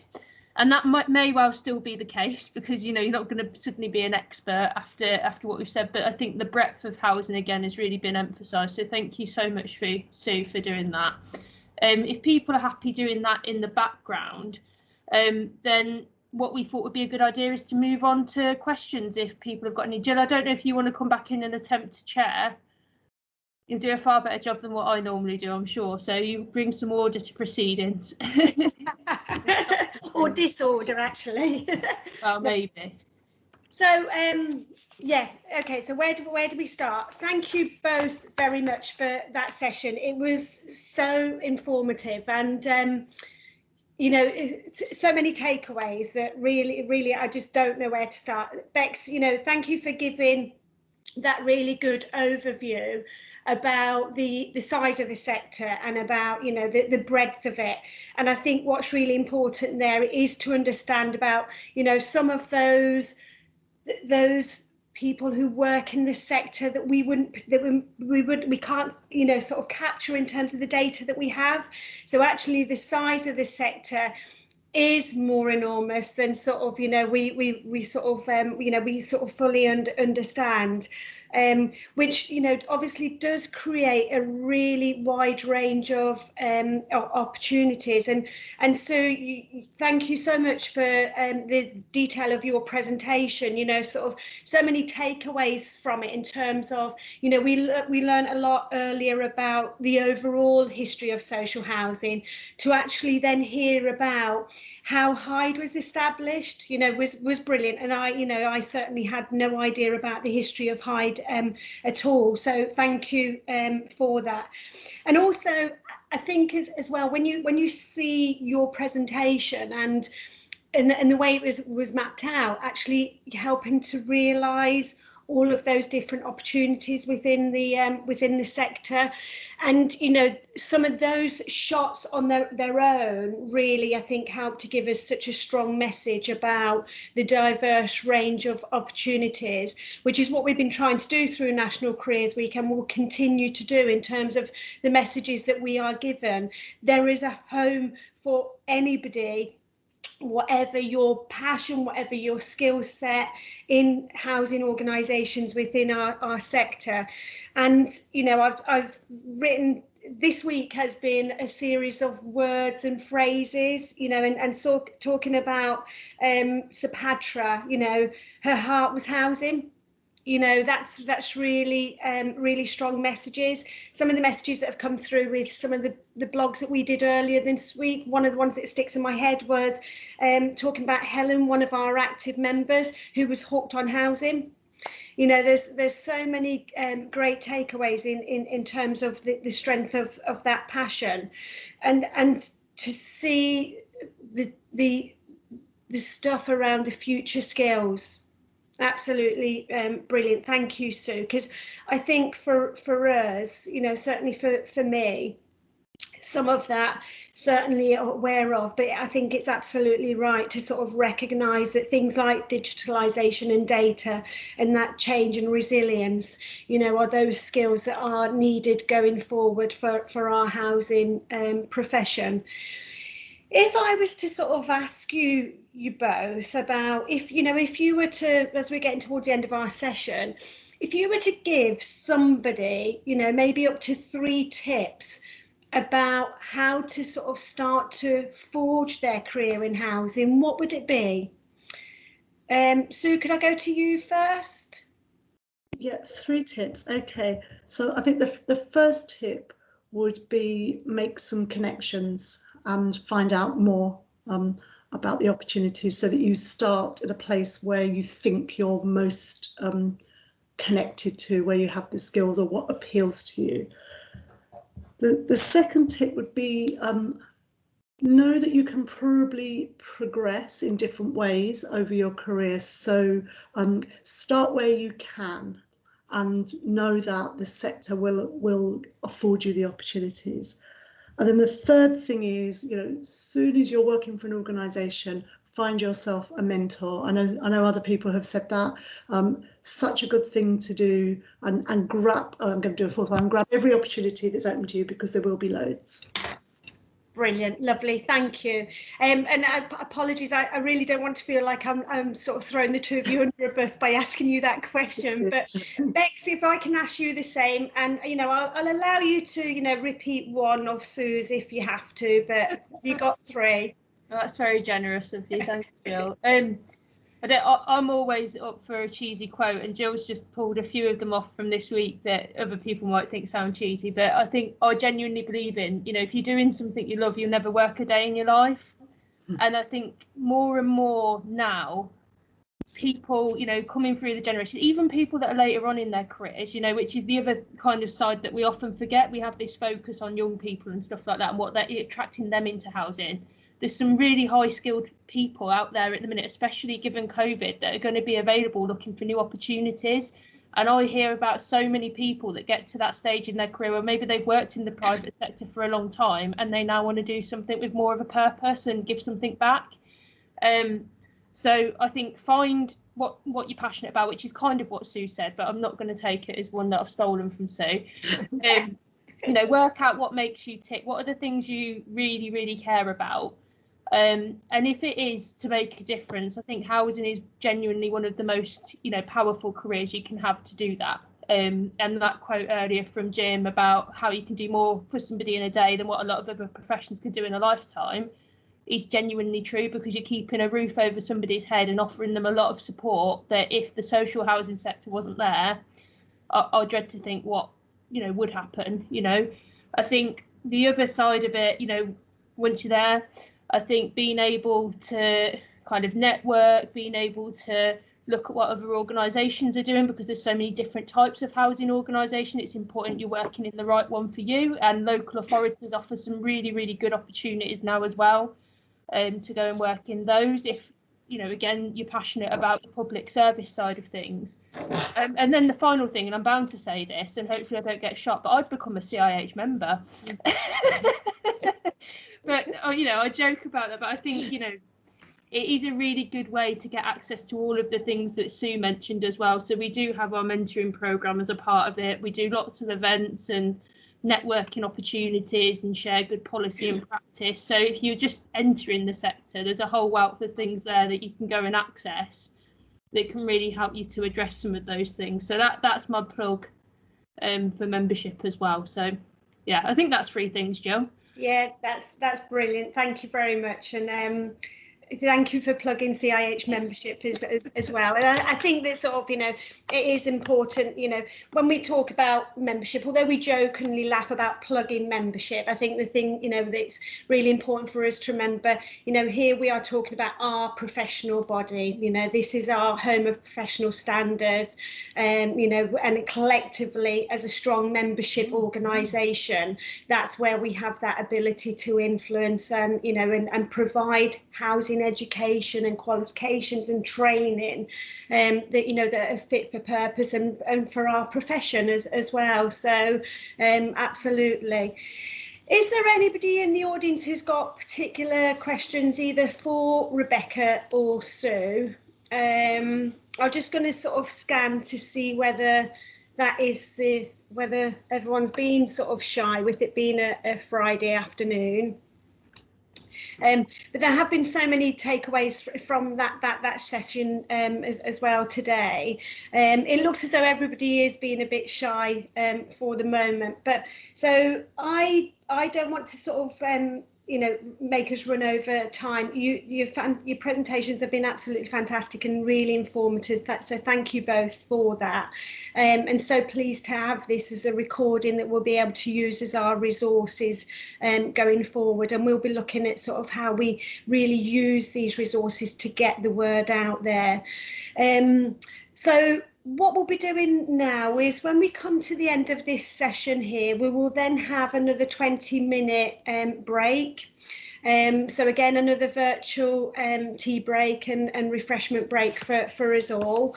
After that, we'll then be coming back, and the session that we'll be doing after that will be focused on about sort of our younger generation. So how do we look at encouraging younger housing professionals, people to join us, you know, at that younger age. We'll hear from James Ballantyne, who is the Vice Chair of CIH Futures. And James will have lots to share with us in terms of the great work that CIH Futures is doing around doing things like that, encouraging younger generations into the housing profession as a career of choice, but also talking about the great work that CIH Futures is doing around raising the profile of those younger housing professionals who are already within the sector. And he can also talk about the Housing Challenge, which has been launched this week as part of National Careers Week. And we're also going to be joined by Aileen McDonald, who is a graduate trainee at Kingdom Housing Association in Scotland. And she's going to be sharing with us her passion for housing and her perspective as a younger housing professional. And she's got a great story in terms of sort of her experience and her route for getting into this sector. So without further ado, we'll end this session. And again, thanks Bex and Sue, so much appreciated for all your time today and for everybody that's taken part and everyone that's going to be listening to this recording going forward. And see you back here in 20 minutes. Thanks all. Bye. Bye.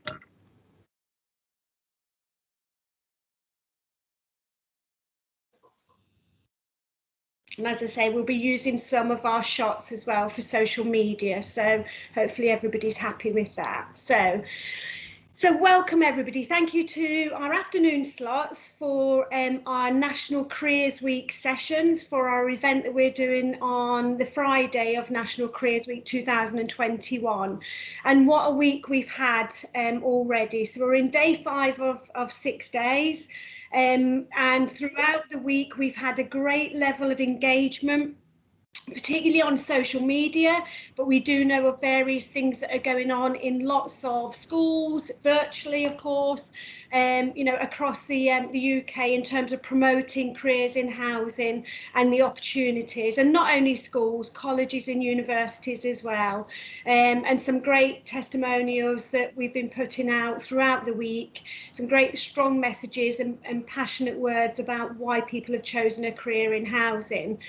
So this session that we're just about to embark on this afternoon is entitled Creating Our Housing Profession Future.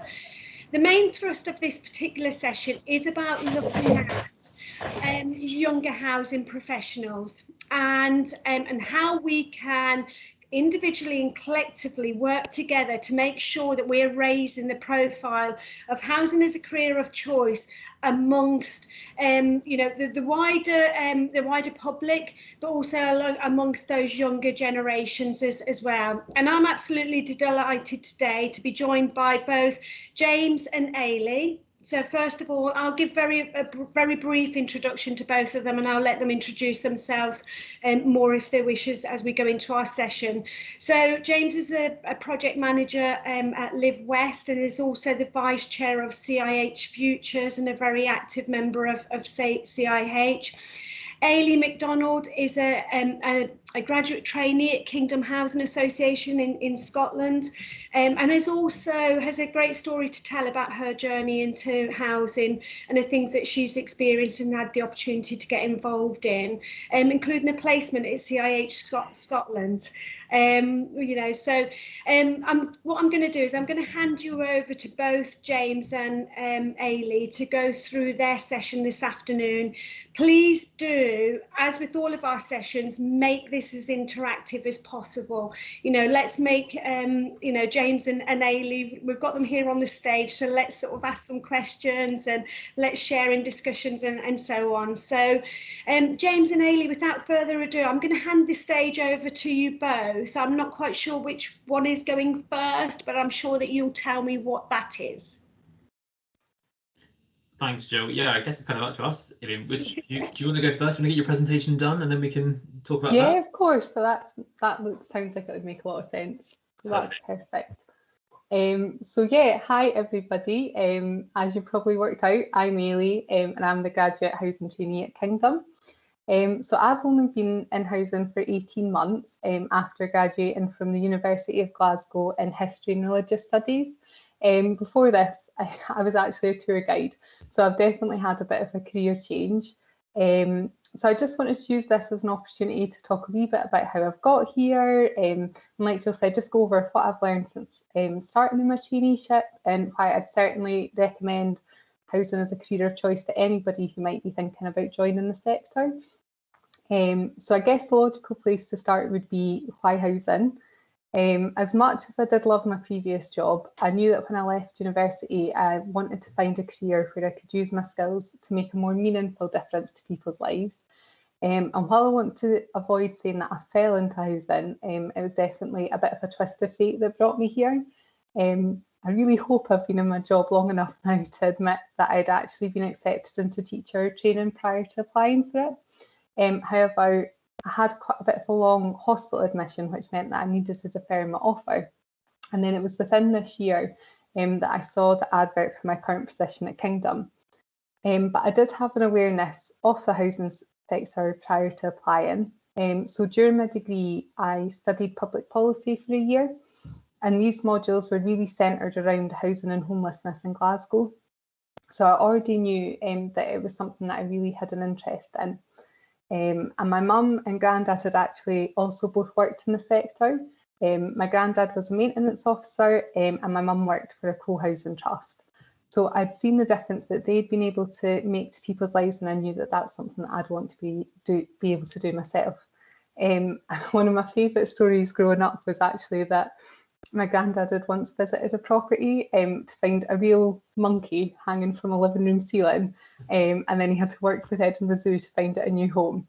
So it was stories like this and the awareness that I'd built up while I was at university that really particularly attracted me to my traineeship.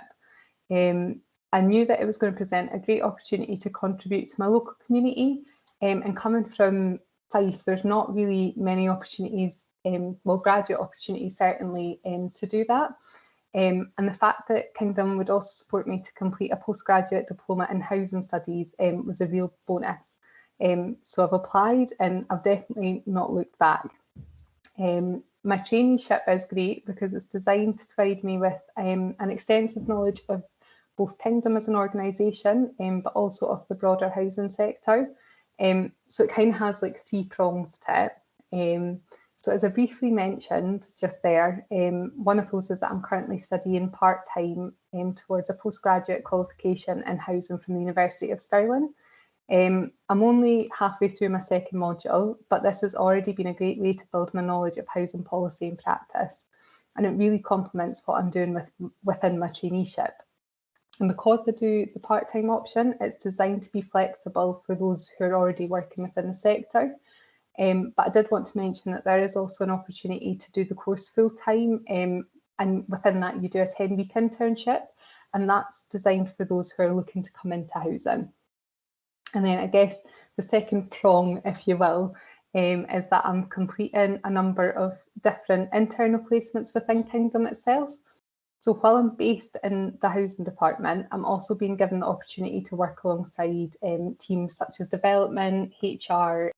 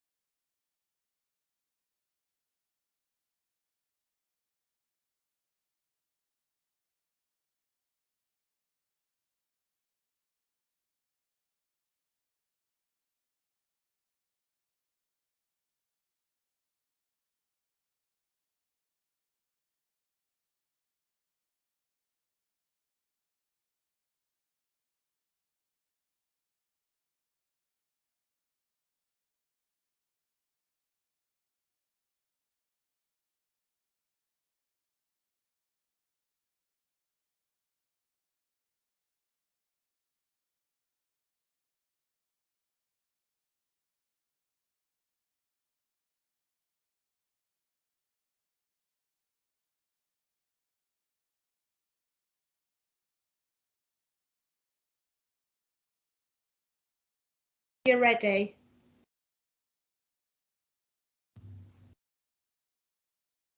Okay, brilliant. So welcome to our final session, really, our final main session of the afternoon, which is on day 5 of National Careers Week 2021. I've said that quite often today, which has been an absolute pleasure.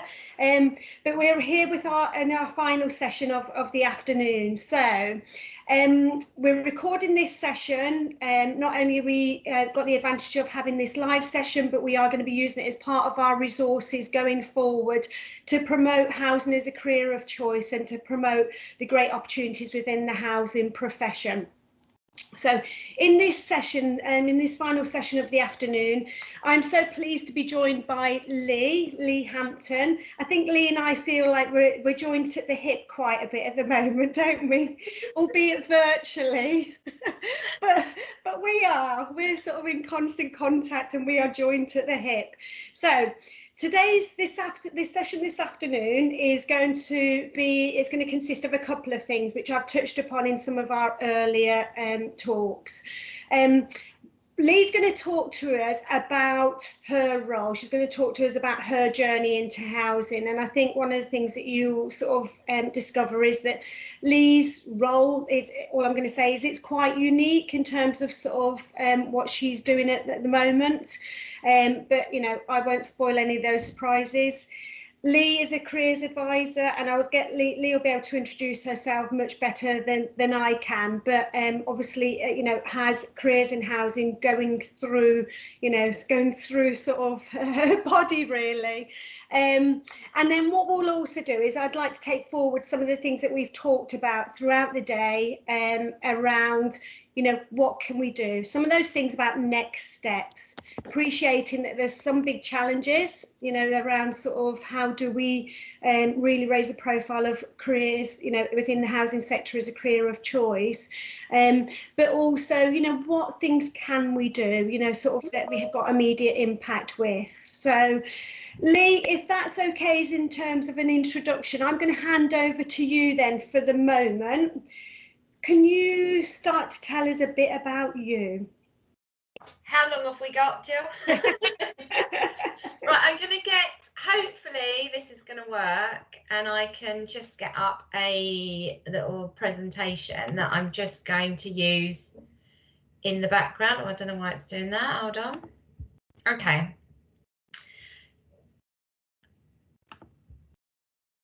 So it's lovely for the CIH to ask me to come along and talk today, because as you will hear, I'm really passionate about championing careers in housing. So this is me. My name's Lee Hampton. I'm the Employment and Skills Manager on a new development called 1 Horton Heath, and that is for Eastleigh Borough Council. I joined them in the summer, so right in the middle of lockdown. So I'm just going to very briefly talk about the development first, and then I'm going to go into my role. So this is going to be a mixed-use development. The build doesn't even start. We've just been working on the infrastructure road tail end of last year, going into the beginning of this year. So that's the kind of 2 roundabouts which will be at corresponding ends of the development, and we're going to be involved in this site for at least a decade. So through until, you know, 2035, around that kind of time. We're going to be building 2,300 homes as a minimum, primary school, commercial and small industrial units, community centre, and then as part of that, there's quite a large area. I should have looked up the amount, and I didn't, so sorry about that. But within the 310 acres of the site, quite a lot of it is actually going to be left as open space. So open pathways, open, you know, like woodland cycle paths. So this is the first time that the council has created, developed and will build a housing area. So, you know, it's quite new to the council, and my role particularly is very unusual. So my role is as Employment and Skills Manager. And I'm just going to take you through my journey from a few years back to now, and then I'm going to talk to you in a bit more detail about what I'm actually doing at the moment. So this is my career journey. For a number of years, I worked for myself. So I had my own business. I was self-employed. I would go into a range of schools across North London and into the City of London, and I delivered peripatetic lessons. So they're lessons that are like an add-on to your core curriculum. So I would run breakfast clubs, lunch clubs, after school clubs, and sometimes for some of my schools within the school day. And I would work with students to prepare them in examinations in LAMDA. So LAMDA stands for the London Academy of Music and Dramatic Art. And their exams are in public speaking, debating, recital, and they do drama or musical theatre as well. So really, those exams help prepare young people to be able at any stage in their life to be able to stand up in front of others, give a presentation like today, to sell a product, to help them be confident in an interview situation, whether that's for uni, college, a job interview.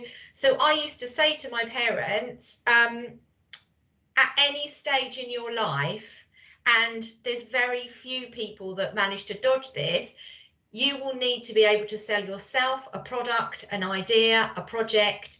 So having that core skill of being able to eloquently describe the message that you want to get across and present that to your audience is crucial.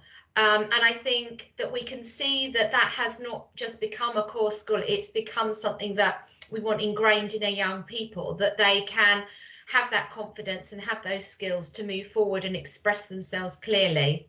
So I had that business for a number of years until we moved down to the South Coast, and then everything changed really. I couldn't, it was really difficult to get that buy-in to continue doing what I was doing. So I took a new direction, and I was picked up by a local secondary school to lead on a community project with the most vulnerable families and to also lead on careers. And basically I was handed that because nobody else wanted to do it. It wasn't they picked me for my skill set. Basically no other teachers really wanted to add it on to their teaching role. So I kind of grabbed it with both hands, and that's when I really found where I needed to be in careers and later in employability.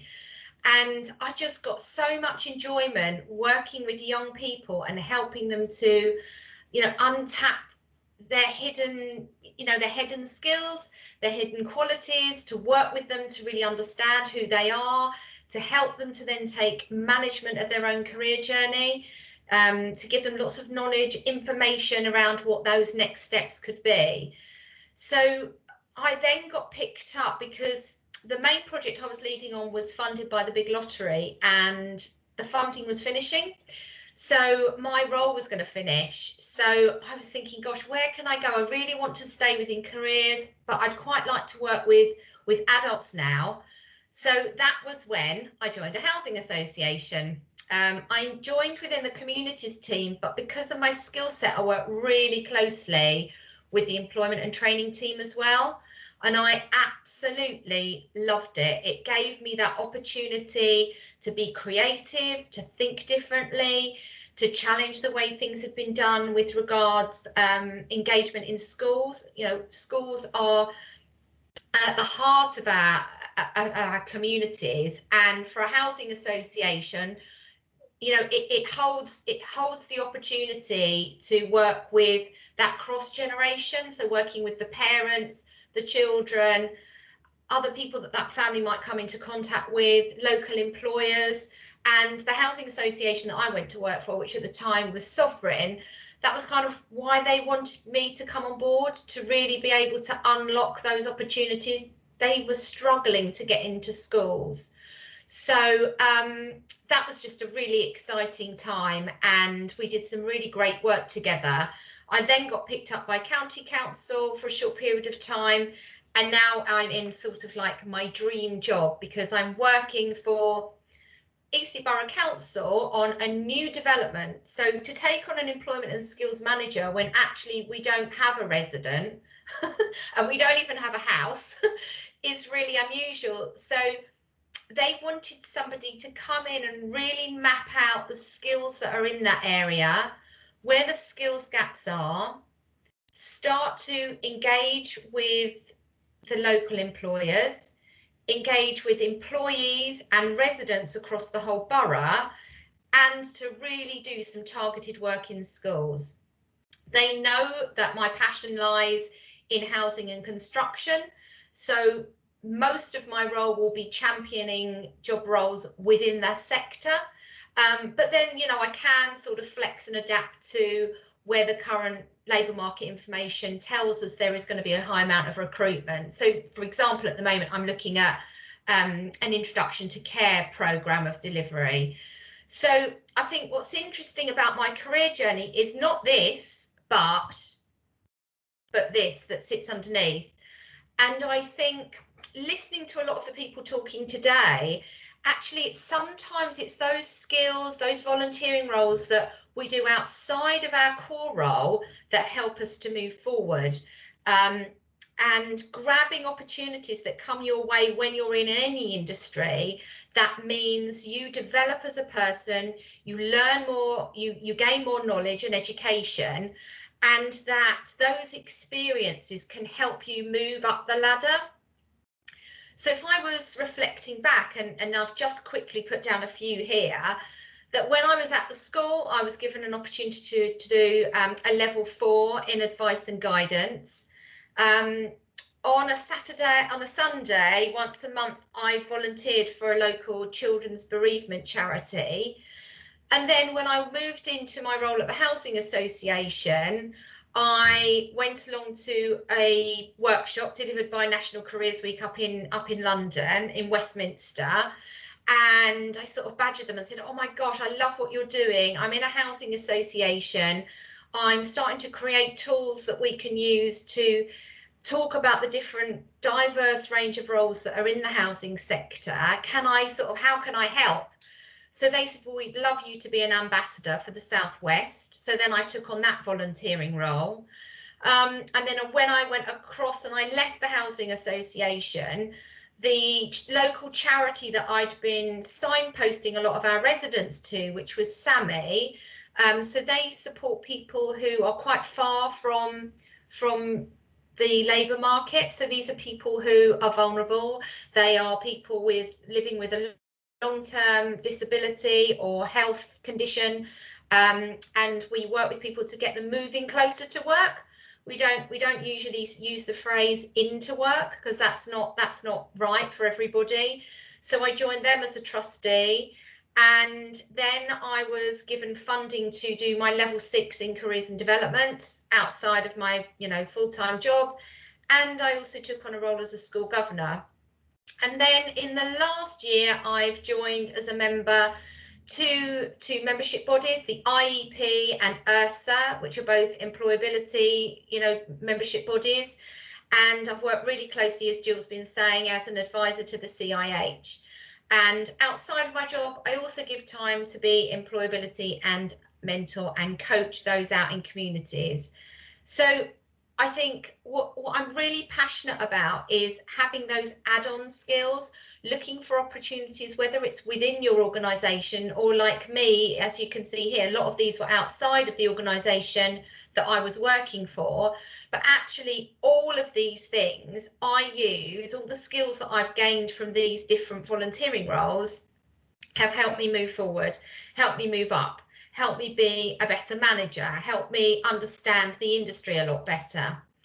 So my current role has meant that I have started creating tools to go out into schools from primary right through to college, and I will be tackling FE and higher education throughout 2021 and into 2022. So I'm just going to touch on 2 projects that I've launched over the last year. And then you can kind of ask me a little bit more detail, or if you want links to these, I can definitely share those. So the first one was Jobs in a Box. So this is a box.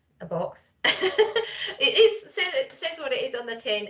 Jobs in a Box. So this is full of costumes, scenario cards that the children will role play, and tasks. and these are all associated to job roles in housing. So this is a primary school resource. So I take this in and I have delivered it to children in year 1, so that's from the age of 5, right up to children in year 6, so that's age 10 and 11. And I introduce them to a variety of roles and a lot of roles that they won't have come across before. There is like a maintenance role, but I tried to sort of encompass roles that they wouldn't necessarily have come across before. So we cover community development, housing officer, customer service, developer. We do some other sort of mainstream, not linked to a housing association as well. So we have architect in there, which can usually be a consultancy or commission service. We had estate agency in there. We had mortgage advisor within a bank. So sort of different roles that are all linked to a person living, moving into a home, maintaining a home. So I go in and I do an hour-and-a-half workshop with a year group where we explore a little bit about what is in the box, and then I leave it in school. So it stays in school and it moves around the different classes for 4 weeks. And then when I go back to collect the box, I take 2 or 3 professionals from the local housing association where I'm working, so that over those 4 weeks, those kids have really had an immersive experience to explore and learn more about the roles. And then when I go back with the professionals, they have a little bit more information, and then they can do a Q&A session where they can put any questions to the professionals. So these questions can be quite interesting. They usually start with how much do you earn? That's kind of like a given. And then sometimes they ask, how long is your breaks? What are your favourite chocolate biscuits? That kind of thing. So it just depends on, you know, that age group and the questions that they want to ask. But the older children are really interested in, you know, did you have to go to university? What's an apprenticeship?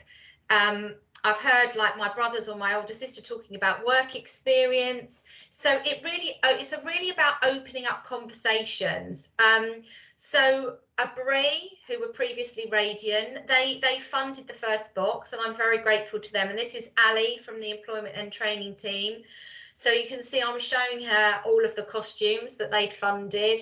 And then there's a couple of quick little images there of some of the students in one of the local primary schools dressed up and exploring the different job roles. So that's a resource that I created for primary schools. Unfortunately, in the midst of a pandemic, which obviously none of us foresaw, was that this then became a tool that we couldn't use this year. We couldn't use it because the insurance company said, oh my heavens, what do you mean? They're pulling out costumes, they're trying them on, they're sharing the costumes around. You know, it is with a pandemic, it has turned into something which we've had to just put on hold, and that's temporarily. We will go out into schools are waiting, they're desperate to have the toolkit, but we just have to wait until the guidance gives us the green light and to take this into schools. There's ways we can work around it, but it's a frustration, but these things are sent to try us, and you just move forward, which leads me on to the next thing. So because I'm a careers advisor, and I sit on a forum that Jill also sits on with careers leaders across the UK. So careers advisors and careers leaders sit within a secondary school. Every secondary school has to evidence that careers is embedded within the curriculum. And they were all saying what we really need are job role videos at the moment, so that students can still learn about jobs, but they are unable at the moment to go to businesses or to do work experience. So I've been beavering away in lockdown, going out and interviewing a diverse range of people that are professionals that are involved in our development.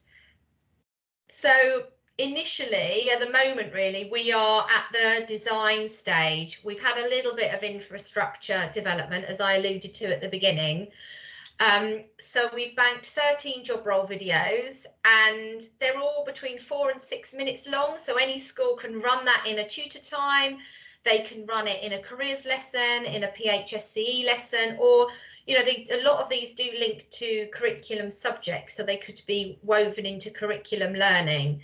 And I basically asked the professionals about the different routes in the learning pathways that got them to this place, got them to this job role that they currently do, how the role links to the curriculum subjects those students are learning, top tips, you know, what we would suggest they do as a student if they're interested in being an architect, or like Ross here, a technical manager, or Natalie here, who is one of the machine operatives, and why they love their role. So these are the questions that I'm asking, and we've had some really lovely feedback. So this launched the week before National Careers Week, so that was last week, so that the careers leaders had this as a tool to use in classrooms during this week and also beyond.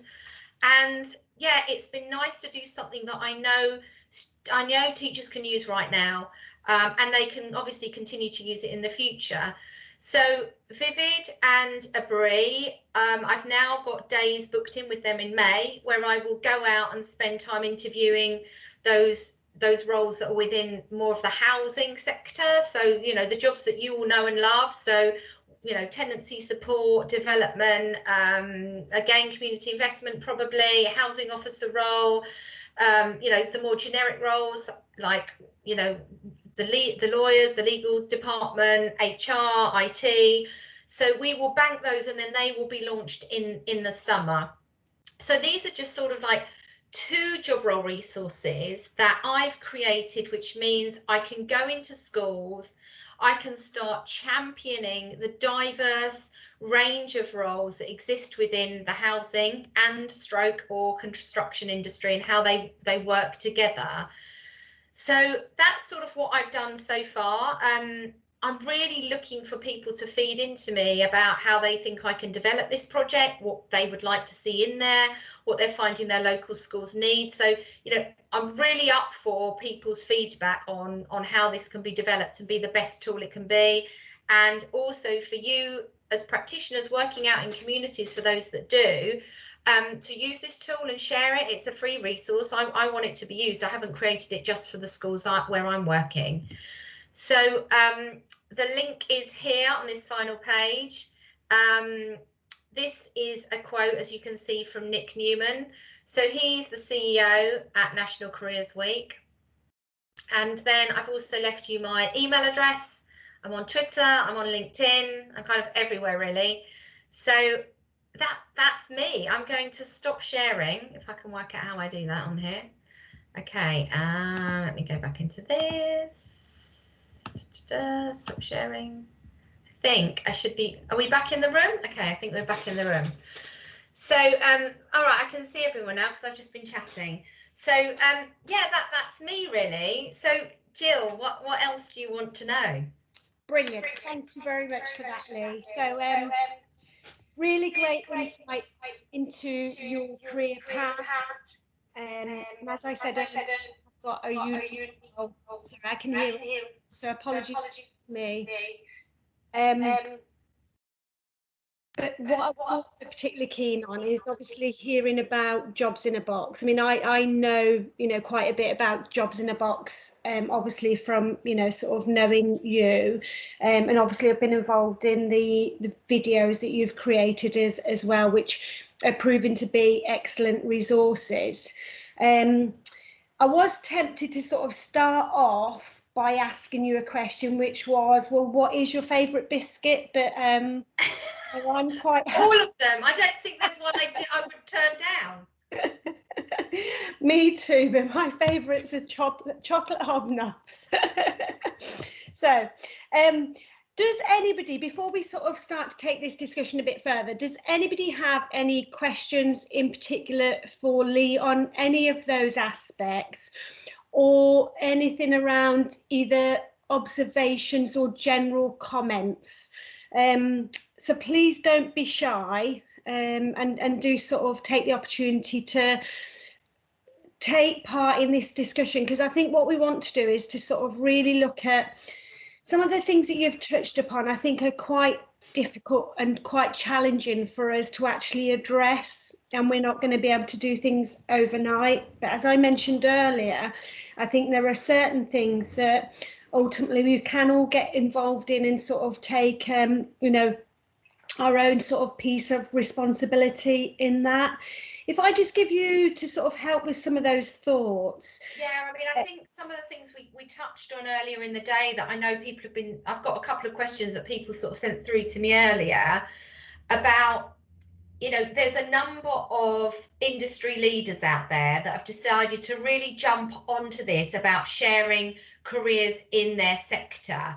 And Barclays, the Barclays Eagles, we've got NatWest, we've got careers in racing, we've got careers in maritime, we've got the NHS, you know, careers hub, which is amazing.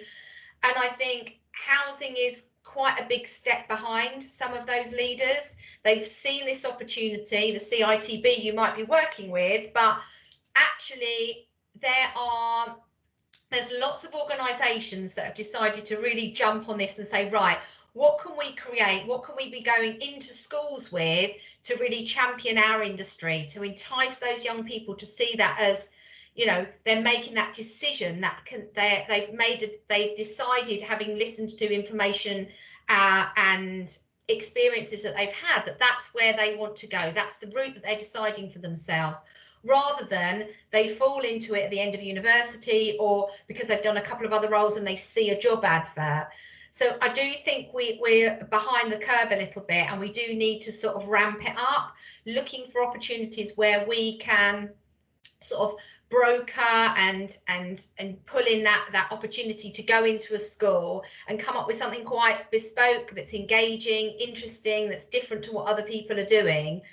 And we can look at some other examples of what these organisations are doing and build on that. But, you know, one of the big things at the moment, obviously work experience can't happen. So there's organisations like Speakers for Schools that are desperately looking for either pre-recorded video content or for, you know, organisations to go live and give a virtual work experience opportunity. So I think that's a quick win for a housing association to maybe jump in and do. And that's certainly something I could see the Place Creators project that I've been doing maybe bolt onto.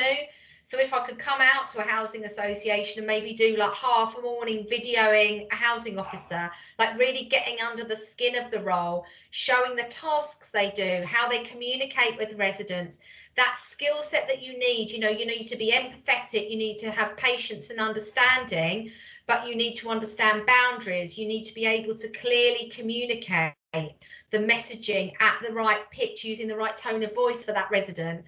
So I think that's a piece of work that I'm thinking actually that would be a really good add-on.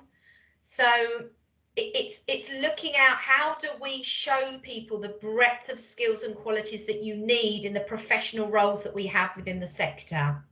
Yeah, brilliant. So from the practitioners that are in the audience, does anybody sort of have any immediate sort of thoughts about that idea in principle? Lee and I have sort of discussed this sort of quite broadly already, and I don't know, whether anybody has got any sort of observations that they want sort of to touch upon with that, because, in looking at various sort of sites and websites and so on at the moment, what I'm seeing quite a lot is, placement, work experience placements on hold.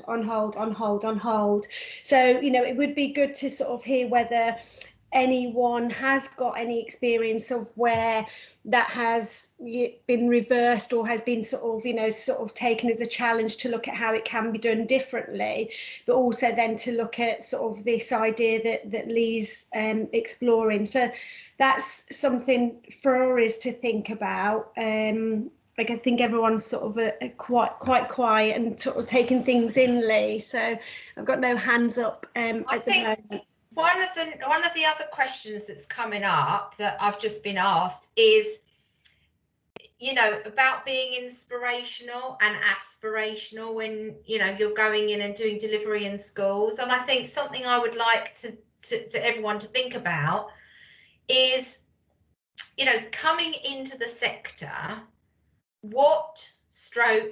who inspired you?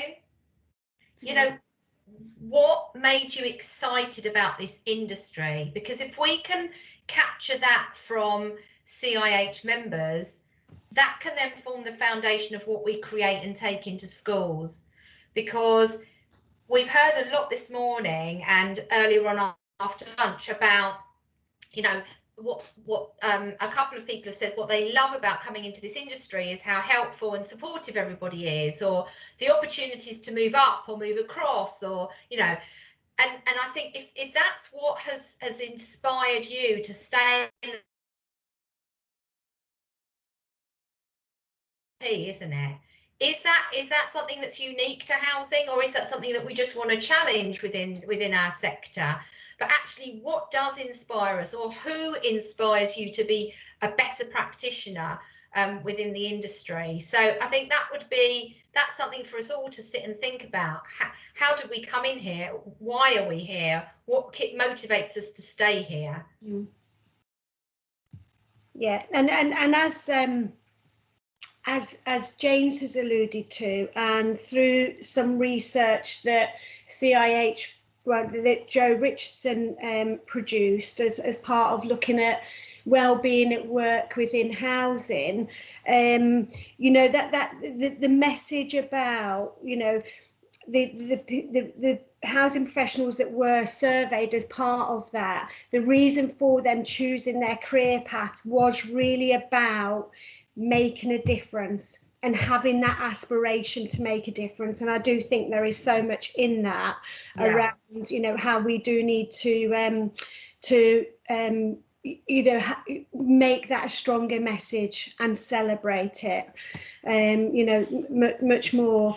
It's like a thread that goes through all of the videos, actually. And obviously, you know, the roles at the moment have been like the design roles. So it's been interesting, right from the ecologist through to the machine operative, through to the labourers on site. They're all saying the same thing, that they believe everybody has the right to a home, that we want to create homes for people where they feel safe, where they work, live and play. So, you know, that's it, isn't it, really? That's the message that is at the heart of what we... Yeah, brilliant. Is there anything that jumps out to anybody in terms of when we were talking about, I think there's a few things. I think there's the opportunity for us to look at how we take this forward, and one of the things that sort of strikes me is certainly around the Careers in Housing Action Group that we've established, you know, the latter partway through last year, and that's how doing this event and a lot of our content that we've had during National Careers Week, you know, we've able to produce, and with that active contribution. So I think there's certainly a lot of things that we can take away to sort of look at within that group. And the offer is always on the table for any of our members and housing professionals, you know, to join that group and really sort of help us to make that shift change.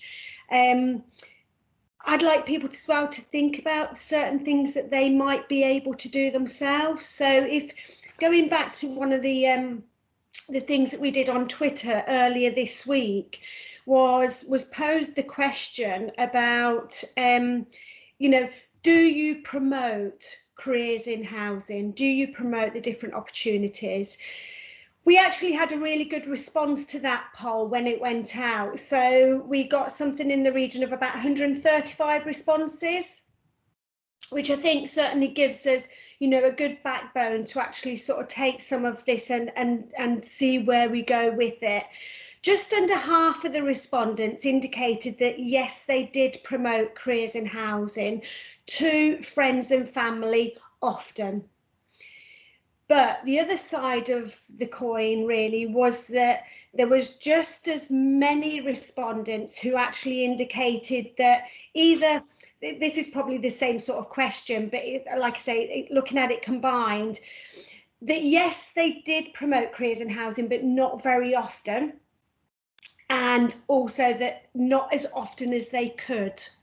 So that's an interesting one, isn't it? Because that's where your opportunity sits. Yeah, absolutely. So if that is then about recognising that they were promoting career as a housing of choice to the people that are in their network, but not as often as they could, what's that barrier? What is it? Is it about resources? Is it about feeling equipped to be able to do it?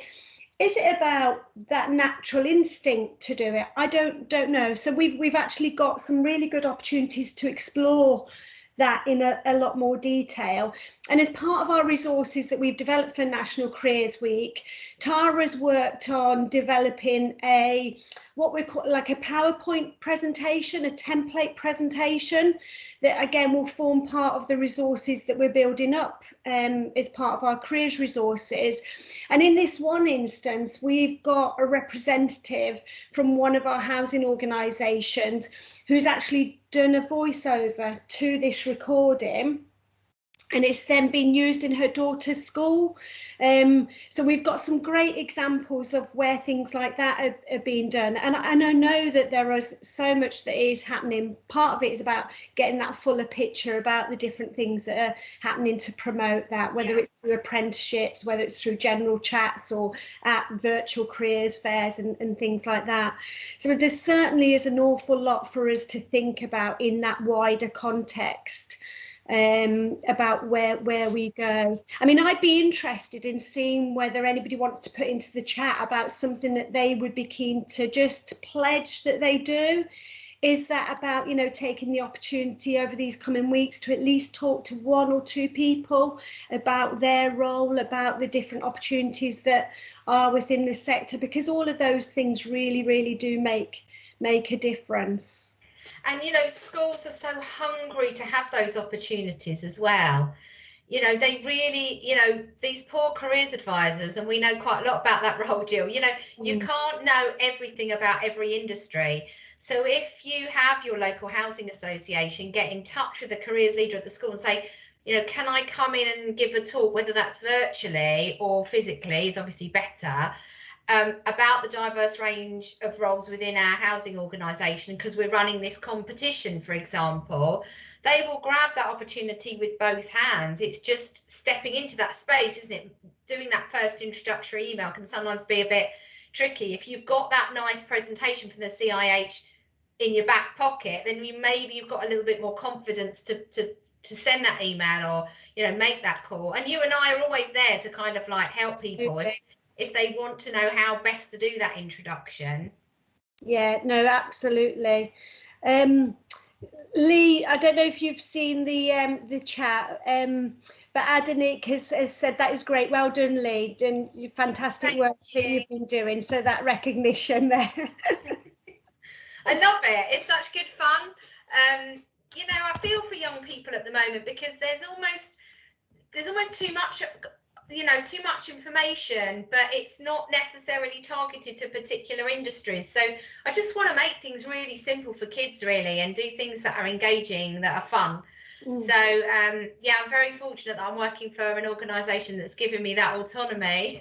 Yeah, no, absolutely, and I think it's absolutely great. I mean, one of the things that I did in preparation for National Careers Week, but didn't really have the opportunity to sort of take it much further, was doing a couple of, you know, probably like word searches and things like that we could use as part of. We've got those in the jobs in a box, and I can share anything like that if you're going.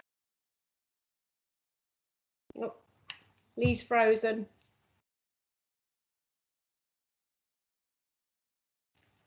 I'm not sure if anybody else can hear Lee. I can't hear her at the moment. She's frozen for me, but I think I've got an idea about what she'll be saying.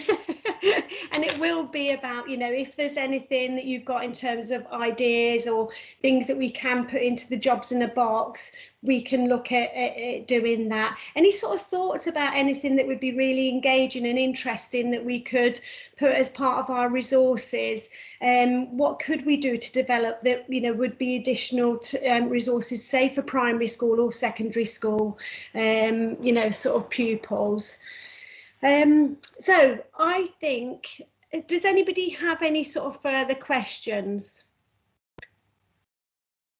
No? It's been a great day. It's been an absolutely fantastic day. So I think probably we had built in a smaller session after this, which was just to sort of final thoughts. But because this particular live, it's only a small group of us at the moment, I think that we've probably captured everything that we wanted to today. So I think without further ado, all I want to do is just to thank all of you for taking part today, everybody that's going to be listening to these recordings going forward, and to all of our speakers. I hope that you've found the day beneficial and insightful in terms of the different things that we've been able to cover. So thank you very much, everybody. And I'm now going to ask Sharon to stop our recording. It's been great to see everybody, and have a lovely weekend. Thanks, everyone.